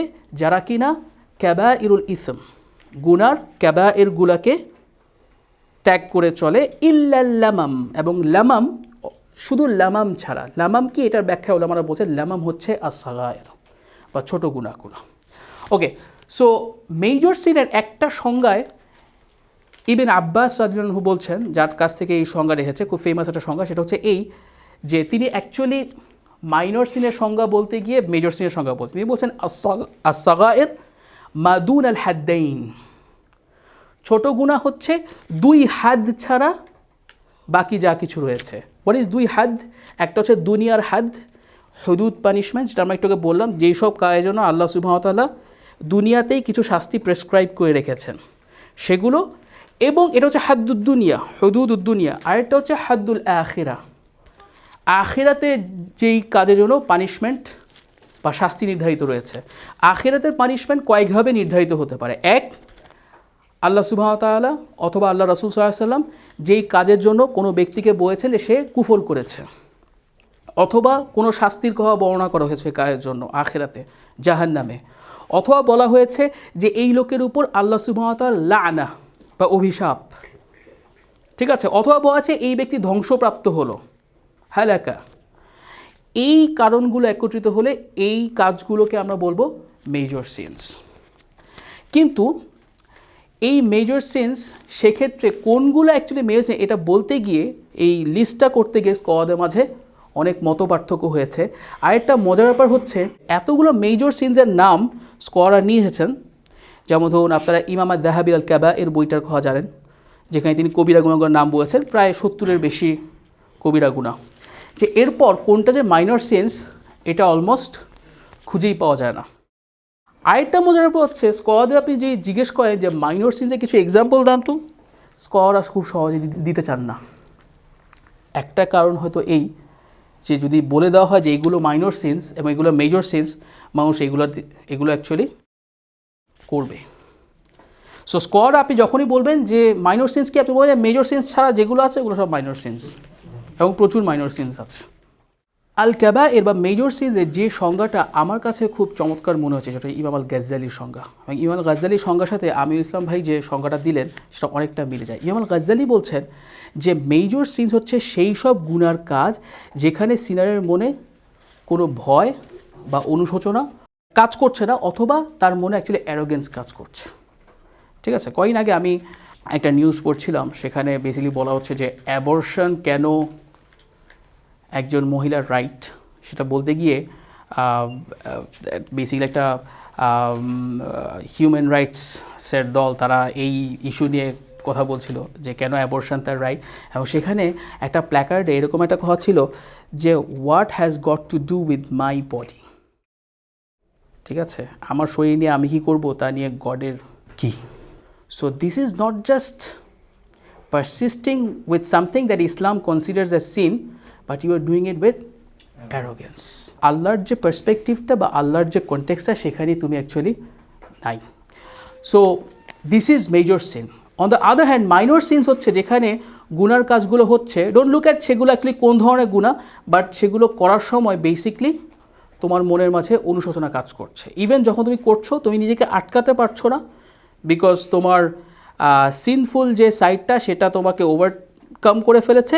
বাই দ্য সেম টাইম যেহেতু তোমার মনে ঈমান আছে এবং ইউ আর কনসার্নড অ্যাবাউট আল্লাহ being angry with you, you are worried, এবং ইনফ্যাক্ট তোমার মন ভেঙে যাচ্ছে ওই কাজটা করতে গিয়ে, ইভেন যখন তুমি সেই কাজটা করছো। That is minor sins according to ইমাম আল গাজ্জালি। এনিওয়ে, এই ব্যাপারে প্রচুর সংজ্ঞা রয়েছে, এবং মাইনর সিনসের কিছু উদাহরণ যদি আমরা দিতে চাই, আমি যেটা বললাম যে অ্যাকচুয়ালি আপনি যদি এখন বইগুলো খুঁজতে যান আপনি দেখবেন যে মাইনর সিনসের খুব বেশি উদাহরণ আপনি পাবেন না, মেজর সিনসের আপনি প্রচুর এক্সাম্পলস পাবেন। কারণ বেশিরভাগ গুনার কথা আল্লাহ সুবহানাহু ওয়া তাআলা অথবা আল্লাহ রাসূল যখন বলেছেন সেগুলো সবগুলোর সাথেই অলমোস্ট সবগুলোর সাথে পানিশমেন্টের কথা এসেছে। ফিকহের বইগুলো খুঁজলে মাঝে মাঝে কিছু সিনস আপনি খুঁজে বের করতে পারবেন যেগুলো অ্যাকচুয়ালি হয়তো মাইনর সিনসের ক্যাটাগরিতে পড়বে, যেহেতু সেগুলোর ব্যাপারে ডিরেক্টলি কোনো শাস্তির বর্ণনা আসেনি, দুনিয়াতে হোক অথবা আখিরাতে। সে ফর এন এক্সাম্পল, রোজা, যদি আপনি হারাম দিনে রোজা রাখেন ইটস এ সিন, কিন্তু এই কাজের ব্যাপারে কোনো শাস্তির বর্ণনা আসেনি। সো অনেক স্কলার বলছেন যে এটা হচ্ছে একটা মাইনর সিনস। একটি ছেলের সাথে একটি মেয়ের বিয়ের কথা চলছে, ঠিক আছে, এবং আপনি একজন ছেলে হয়ে সেটা জানেন, আপনি সেটার উপর সেই মেয়েটির কাছে প্রপোজাল পাঠালেন, ঠিক আছে। স্কলাররা বলছেন যে এটা অ্যাকচুয়ালি হারাম। ওয়ান্স ইউ নো যে বিয়ের কথা চলছে, তখন you shouldn't send a proposal over your brother, ঠিক আছে। এবং এইটাকে অনেক স্কলার বলছে এটা একটা মাইনর সিন, বিকজ এইটা যদিও ইসলামে বা ফিকহে হারাম বলা হয়েছে কিন্তু এর বিরুদ্ধে কোনো শাস্তির বর্ণনা আসেনি। তবে এখানে একটা জিনিস আমি না বললেই নয়, যেহেতু প্রাসঙ্গিকভাবে কিছু প্রসঙ্গ চলে আসে। যদি এমন কোনো সিচুয়েশন হয় যে সে ফর এক্সাম্পল একটা ছেলে একটা মেয়েকে প্রপোজাল পাঠিয়েছে ফ্যামিলির মাধ্যমে এবং কথা আগিয়েছে, এবং মেয়ের ফ্যামিলি এবং মেয়ে সেই প্রপোজালটাকে অ্যাকসেপ্ট করেছে, অ্যাকসেপ্ট করে ইন দ্য সেন্স যে জাস্ট প্রপোজাল পাঠিয়েছে, অ্যাকসেপ্ট করেছে, we now can move on to all the formalities. এরকম সময় যদি আরেকটা ছেলে প্রপোজাল পাঠায় এবং মেয়ের ফ্যামিলি, মেয়ে যদি দেখে যে এই প্রপোজালটা এখন আমার কাছে বেটার মনে হচ্ছে এবং সে প্রথম প্রপোজালটাকে ডিসকার্ড করে এখন এই সম্পর্কটাতে আগায়, তাহলে কি হবে? কোনো কোনো স্কলার বলছেন যে এই বিয়েটা অ্যাকচুয়ালি ভয়েড, বিকজ প্রথমত যখন একটা প্রপোজাল চলছিল এবং এটা অ্যাকসেপ্টেন্সের পর্যায়ে চলে গেছে, তখন আরেকজন প্রপোজাল পাঠাতে পারবে না। এটা অ্যাকচুয়ালি মারজুহ মত, এর মানে হচ্ছে যে এইটা মোস্ট প্রেফার্ড ওপিনিয়ন না। মোস্ট প্রেফার্ড ওপিনিয়ন হচ্ছে যে বিয়েটা হয়ে যাবে, but then the some scholars are saying বিয়েটা হয়ে যাবে, but in this case the first brother who sent the first proposal is a mazloom, he is an oppressed person.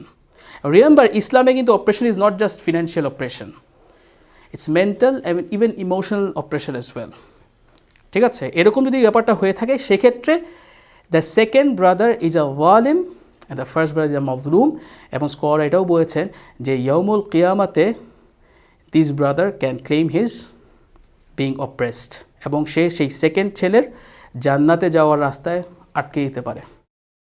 যেটা আমরা একটু পরে আবার কথা বলব। Major sins and minor sins, এরপর আমাদের যে আরেকভাবে আমরা সিনকে দেখতে পারি সেটা হচ্ছে যে গুনার মাধ্যমে আমরা কারো না কারো হক নষ্ট করি। সেই অ্যাসপেক্টে আমরা গুনাকে দুই ভাগে ভাগ করতে পারি। একটা হচ্ছে মাবুদের হক নষ্ট করা বা আল্লাহ সুবহানাহু ওয়া তাআলার হক নষ্ট করা, আরেকটা হচ্ছে ইবাদের হক নষ্ট করা বা মানুষের হক নষ্ট করা, এবং কখনো কখনো এই দুটো একই সাথে হয়, কিন্তু আমরা আজকে যেহেতু সময় নেই আমরা সেই ডিটেইলে যাব না। ঠিক আছে? Which one is the most severe type of sins? Technically আপনি জান্নাত জাহান্নামের ফয়সালা থেকে চিন্তা করেন, তাহলে আপনার জন্য সবচেয়ে বিপজ্জনক হচ্ছে যখন আপনি মানুষের হক নষ্ট করেন। কারণ যখন আপনি শুধু আল্লাহর হক নষ্ট করছেন, the only one who you have to convince is Allah subhanahu wa ta'ala, আল্লাহ আমাকে মাফ করেন, শেষ।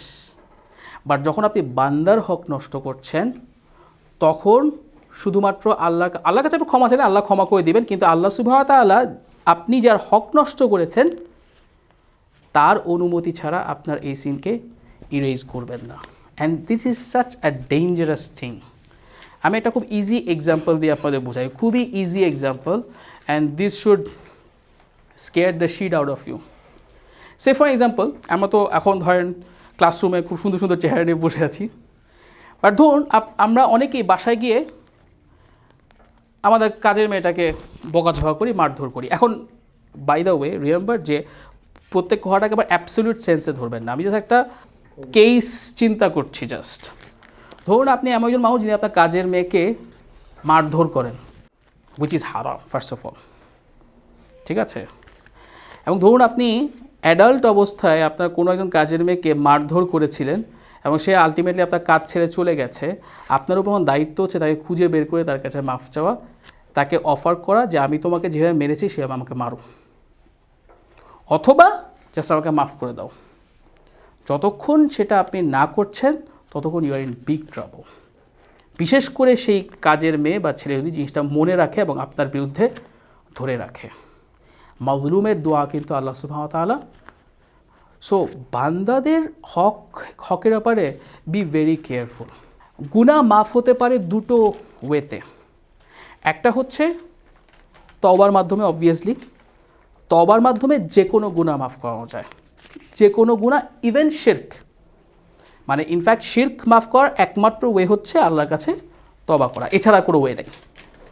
ঠিক আছে? আরেকটা ওয়ে হচ্ছে ভালো কাজ করার মাধ্যমে, আমাল সালেহা করার মাধ্যমে। ঠিক আছে? কিন্তু এখানে একটা আলোচনা আপনাদের করতে হবে। ইনফ্যাক্ট এখানে কোনো স্কলার যেমন বই লিখেছেন যে যখন কিছু কিছু হাদিসে আমরা পাই যে কিছু ভালো কাজ আপনার সব গুনাহ মাফ করে দিবে, তখন অ্যাকচুয়ালি কোন গুনার কথা হচ্ছে? আস্তে আস্তে যাই আমরা সেখানে।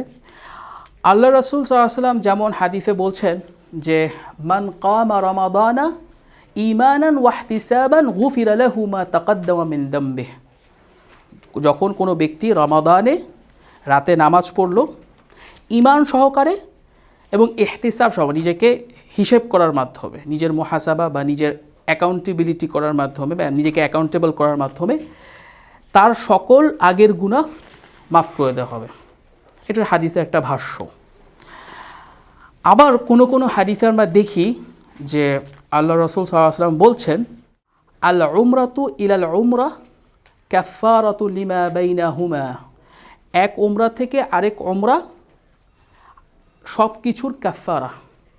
ঠিক আছে, এই দুই উমরার মাঝে যা কিছু আছে, যা কিছু গুনাহ হয়েছে সেগুলোর কাফফারা। এরপর আল্লাহ রাসূল সাল্লাল্লাহু আলাইহি ওয়াসাল্লাম অনেক জায়গায় বলেছেন যে ইল্লাল মুহলিকাত, ইল্লাল মাকতালা, অথবা ইল্লাল কাবায়ের, অর্থাৎ সব কিছুরই মাফ হবে কিন্তু কোনটি ছাড়া? কাবায়ের ছাড়া। ওয়াইদা ইজতুনিবাতিল কাবায়ের, যদি সে কাবায়ের না করে থাকে। এইরকম কথা আবার কিছু কিছু হাদিস এসেছে। So there is a set of আহাদিস যেখানে বলা হচ্ছে সব গুনাহ মাফ হয়ে যাবে, আর there is a set of আহাদিস যেখানে বলা হচ্ছে যে সব গুনাহ মাফ হবে এক্সেপ্ট যদি সে কাবায়ের না করে থাকে। এখান থেকে একদল স্কলার বলছেন যে আল কাবায়ের যেগুলো রয়েছে, কবিরা গুনাহ যেগুলো রয়েছে, সেগুলো শুধুমাত্র ভালো কাজ দিয়ে মাফ হবে না, আলাদা করে তওবা করতে হবে। আরেক দল স্কলার বলছেন যে না, এগুলোও মাফ হয়ে যাবে, এবং তাদের প্রমাণ হচ্ছে যে কিছু কিছু হাদিসে আমরা আরও স্ট্রং কথা পাই। যেমন সে ফর এক্সাম্পল আল্লাহ রাসূল সাল্লাল্লাহু আলাইহি ওয়াসাল্লাম একটি হাদিসে বলছেন, ওয়াল হাজ্জুল মাবরুর লাইসা লাহু জাযা ইল্লাল জান্নাহ, একটা হাজ মাবরুর, যে হাজটা মাবরুর, এবং মাবরুর হাজ কি সেটা আমি একটু পরে আসছি, একটা মাবরুর হাজের একমাত্র পুরস্কার হচ্ছে জান্নাহ। সো এখান থেকে কিছু স্কলার, বিশেষ করে এখনকার সময়কার বা আমাদের সময়ের শেখ নাসিরুদ্দিন আলবানী, পূর্বেকার সময়কার স্কলারদের মাঝে শেখ ইবিন হাজম, ইমাম ইবিন হাজম, তারা অনেকে বলছেন না সব গুনাই অ্যাকচুয়ালি মাফ হবে। তো আমি যাদের লেখা পড়েছি তাদের আলটিমেট মতটা হচ্ছে যে শুধুমাত্র আস-সাগায়েরগুলো মাফ হবে, কিন্তু আল কাবায়েরগুলো মাফ হবে না। কারণ তাদের একটা মেজর যুক্তি হচ্ছে, যদি আল কাবায়ের মাফ হয়েই যায়, একটা তো হচ্ছে যে কিছু হাদিসে এসেইছে যে কাবায়ের যদি না করে তাহলেই মাফ হবে, এবং তারা বলছেন যেই হাদিসগুলোতে অ্যাবসলিউট সেন্স এসেছে সেগুলোকে এই হাদিসের আলোকেই বুঝতে হবে। আরেকটা মত যে তারা বলছেন যে যদি আল কাবায়েরও শুধুমাত্র ভালো কাজ দিয়ে মাফ হয়ে যায়, তাহলে তওবা করার তার কোনো প্রয়োজনই থাকলো না। অথচ আল্লাহ সুবহানাহু ওয়া তাআলা কোরআনে বলছেন, ইয়া আইয়ুহাল্লাযীনা আমানু তুবু ইলাল্লাহি তাওবাতান নাসুহা, হে ঈমানদারেরা তোমরা আল্লাহর কাছে তওবা করো। কী ধরনের তওবা? তাওবা নাসুহা, পিওর তওবা, কোনো রকম খাদমুক্ত তওবা। একদল স্কলার এরপর আরও ডিসকাস করেছেন যে হজ করলে কি আপনার আল কাবায়ের মাফ হয়ে যায়? স্পেসিফিকলি তারা হজের কথা বলছেন এই কারণে, কারণ হজের ব্যাপারে আমরা আলাদা করে কিছু হাদিস পাই, এবং আমাদের দেশে কিন্তু অনেক মানুষের একটা ধারণা যে একবার যদি আমি হজ করে ফেলি তাহলে আমি ফুললি রিকভার্ড হয়ে যাচ্ছি, রাইট? তাদের এই কথার পেছনে যুক্তি আছে, কারণ কিছু একটা তো আমি বললাম, ওয়াল হাজ্জুল মাবরুর লাইসা লাহু জাযা ইল্লাল জান্নাহ, আর মাবরুর হাজের জন্য জান্নাহ ছাড়া আর কোনো পুরস্কার নেই। আরেকটি হাদিসে এসেছে এইভাবে যে মান হাজ্জা ওয়ালাম ইয়াফসুক ওয়ালাম ইয়ারফুস, অর্থাৎ যে হাজ করলো এবং এই হাজের মধ্যে সে কোনো অশ্লীল কাজ করলো না এবং কোনো গুনার কাজ করলো না, ফারাজা কায়াউমিন ওয়ালাদাতহু উম্মুহ, সে এমনভাবে ফেরত আসবে বা এমন দিনের মতো ফেরত আসবে যেদিন তার মা তাকে জন্ম দিয়েছিল, সেই অবস্থায় সে ফেরত আসবে। সো এই হাদিসগুলো দেখলে মনে হয় যে সব গুনাই অ্যাকচুয়ালি মাফ হয়ে যাবে, কিন্তু এগেইন স্কলাররা বলছেন যে অ্যাকচুয়ালি যেটা আমাদের প্রেফার্ড ওপিনিয়ন বা বেশিরভাগ স্কলার যে মতটা দিচ্ছে সেটা হচ্ছে এই, ইভেন হাজও শুধুমাত্র আস-সাগায়েরকে মাফ করে, আল কাবায়েরকে মাফ করে না। যে এটা একটা প্রমাণ হচ্ছে ওই হাদিসটা যেখানে বলা হচ্ছে ওয়াল হাজ্জুল মাবরুর লাইসা লাহু জাযা ইল্লাল জান্নাহ, সেখানে তারা বলছেন যে এখানে বলা হচ্ছে মাবরুর হাজের একমাত্র পুরস্কার হচ্ছে জান্নাহ, কিন্তু হোয়াট ইজ হজ মাবরুর? স্কলাররা বলছেন হজ মাবরুরের একটা শর্তই হচ্ছে যে ইউ মেক তওবা from all of your past sins. So হজ মাবরুরের মধ্যে তওবা অলরেডি বিল্ট ইন করা, সো এইটা তো জান্নাতে যাবে। বাট যদি আপনি হজের সময় তওবা না করেন, সো আলটিমেটলি অ্যাজ ইফ আপনার হজ মাবরুরই হচ্ছে না।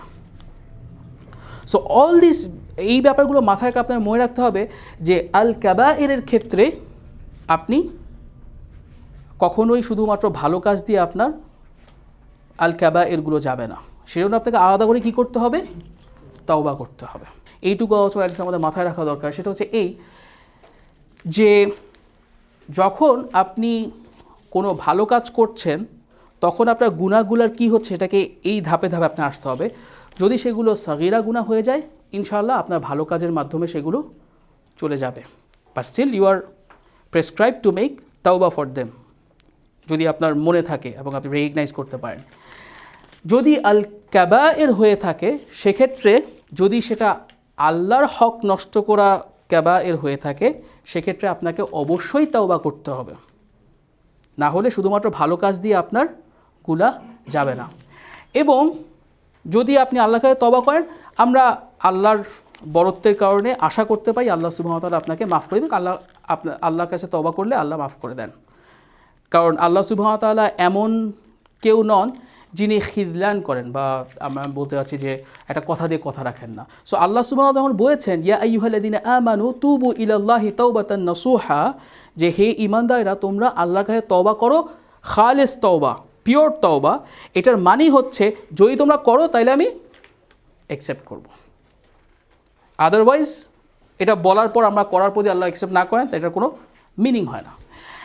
যদি আল কাবায়েরগুলো বান্দার হক নষ্ট করে হয়, তাহলে তো তওবা করতেই হবে, এবং একই সাথে বান্দার যে হক আপনি নষ্ট করেছেন আপনাকে সেই বান্দার হক ফিরিয়ে দিতে হবে। এখন বান্দার হক কীরকম? যদি সেটা টাকা পয়সা হয়ে থাকে, আপনাকে টাকা পয়সা ফেরত দিতে হবে। সে ফর এক্সাম্পল আপনি তার কাছে টাকা নিয়েছিলেন, আপনি ফেরত দেননি, তাকে অবশ্যই ফেরত দিতে হবে তওবা করার পাশাপাশি। যদি কোনো কারণে তাকে না পান, তাহলে তার ওয়ারিশের কাছে দিতে হবে। যদি কাউকেই এখানে আপনি না পান, সেক্ষেত্রে আপনি কি করবেন? তার নামে আপনি এটা চ্যারিটি করে দিতে পারেন, কিন্তু করতে হবে তার নামে। সো তার নামে করার মানে হচ্ছে এই যে আপনি ইন্টেনশন করছেন যে এটার বেনিফিটটা বা এইটার রিওয়ার্ডটা সে পাবে। যদি আপনার জন্য কষ্টকর হয়ে যায়, সামহাও আপনি এমন অর্থনৈতিক অবস্থায় পড়ে গেছেন যার ফলে আপনি কোনোটাই করতে পারছেন না, সেক্ষেত্রে আপনি আল্লাহর কাছে তওবা করবেন।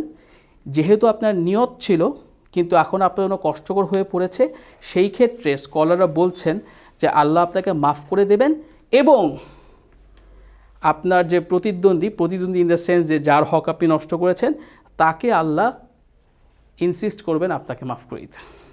বাট অনলি দেন, যখন আপনি নিয়ত করেছেন বাট আপনার পক্ষে সম্ভব হচ্ছিল না। এই হচ্ছে দ্য প্রসিডিওর। লাস্ট যে পয়েন্টটা বলে ইনশাআল্লাহ, যেহেতু আমাদের হাতে একদম সময় নেই, আমরা আর অনেক পয়েন্ট নিয়ে কথা বলতে পারবো, হয়তো আমরা আরেকটা ক্লাসে বলবো। সেটা হচ্ছে এই যে তওবা কীভাবে করতে হয়। সংক্ষেপে জেনে রাখুন। 1, তওবা করার 5টি শর্ত রয়েছে। দেয়ার আর 5 কন্ডিশনস ফর মেকিং তওবা। এই 5টা কন্ডিশন ফুলফিল না করলে শেখ সালেহ ইবনুল উসাইমিন বলছেন যে আপনার তওবা কবুল হবে না। 1 নম্বর শর্ত, আপনার নিয়ত ঠিক থাকতে হবে, যেটা থাকার কথা। তারপরেও স্কলাররা বলছেন যেহেতু সব কাজের পেছনে নিয়ত ঠিক থাকতে হয়, এই কাজটি সেরকম যেখানে আপনার নিয়ত ঠিক থাকতে হবে, সঠিক কারণে খালেস নিয়তে আপনি তওবা করছেন। সেকেন্ডলি, আপনার মনে, অ্যারাবিক শব্দটা হচ্ছে নদম, আপনার মনে নদম থাকতে হবে। হোয়াট ইজ নদম? অনুশোচনা এবং ইনকিসার। সে যে ইনকিসার ওয়ার্ডটা বলেছিলাম, যে মন ভেঙে যাওয়া, যে এই খারাপ কাজটা আমি কীভাবে করলাম।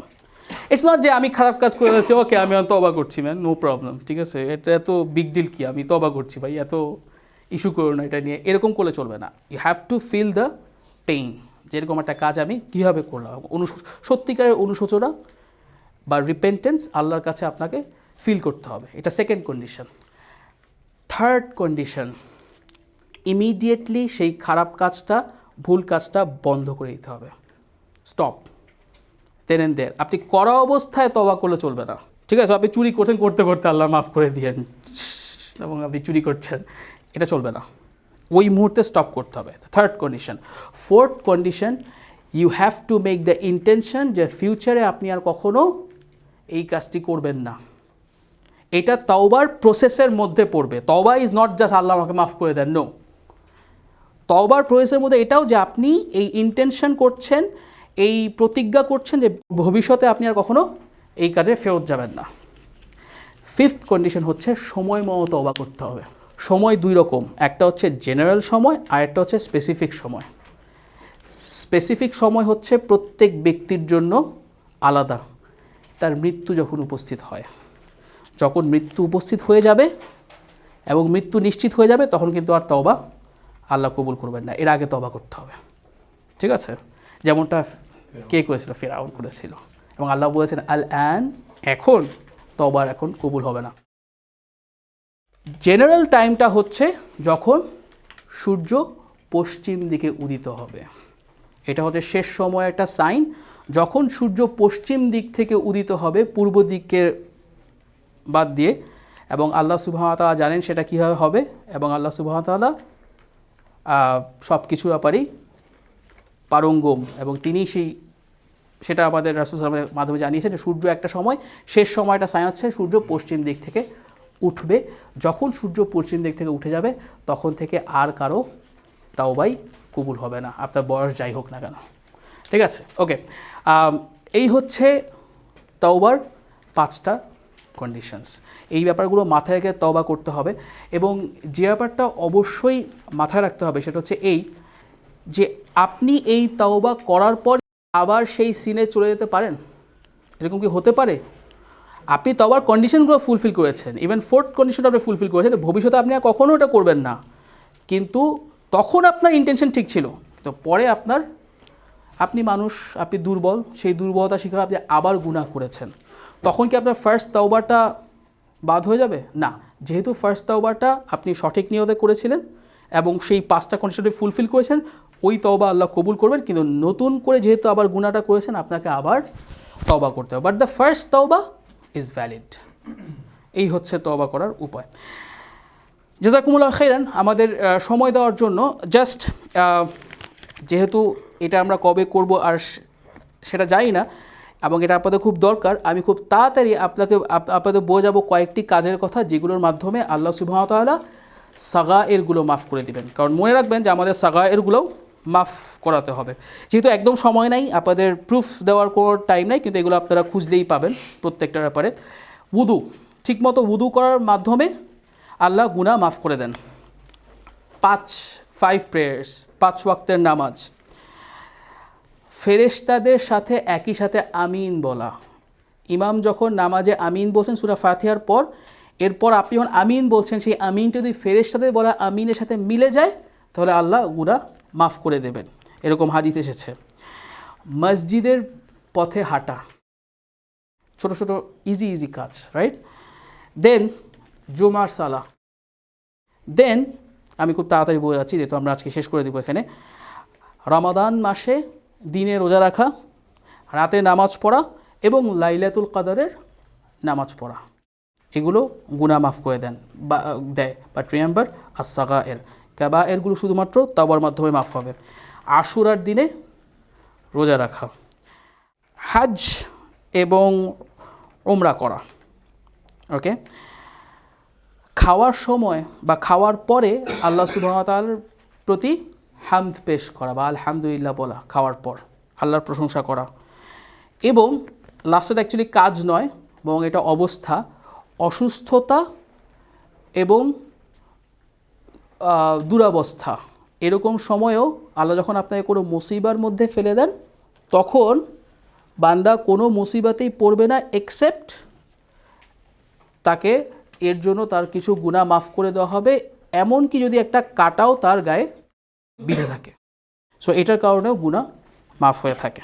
সো এই কাজগুলো বেসিকলি আমরা পাই, এছাড়াও কিছু থাকতে পারে, বাট 12টার মতো লিস্ট আমি আপনাদের দিলাম। ইনশাআল্লাহ পরবর্তী কোনো একদিনে আমরা এই টপিকটা হয়তো আরেকবার কভার করব। জাযাকুমুল্লাহু খাইরান ওয়া আখিরু দাওয়ানা আলহামদুলিল্লাহ ওয়া সলাতু ওয়া সালামু আলা রাসূলিল্লাহ।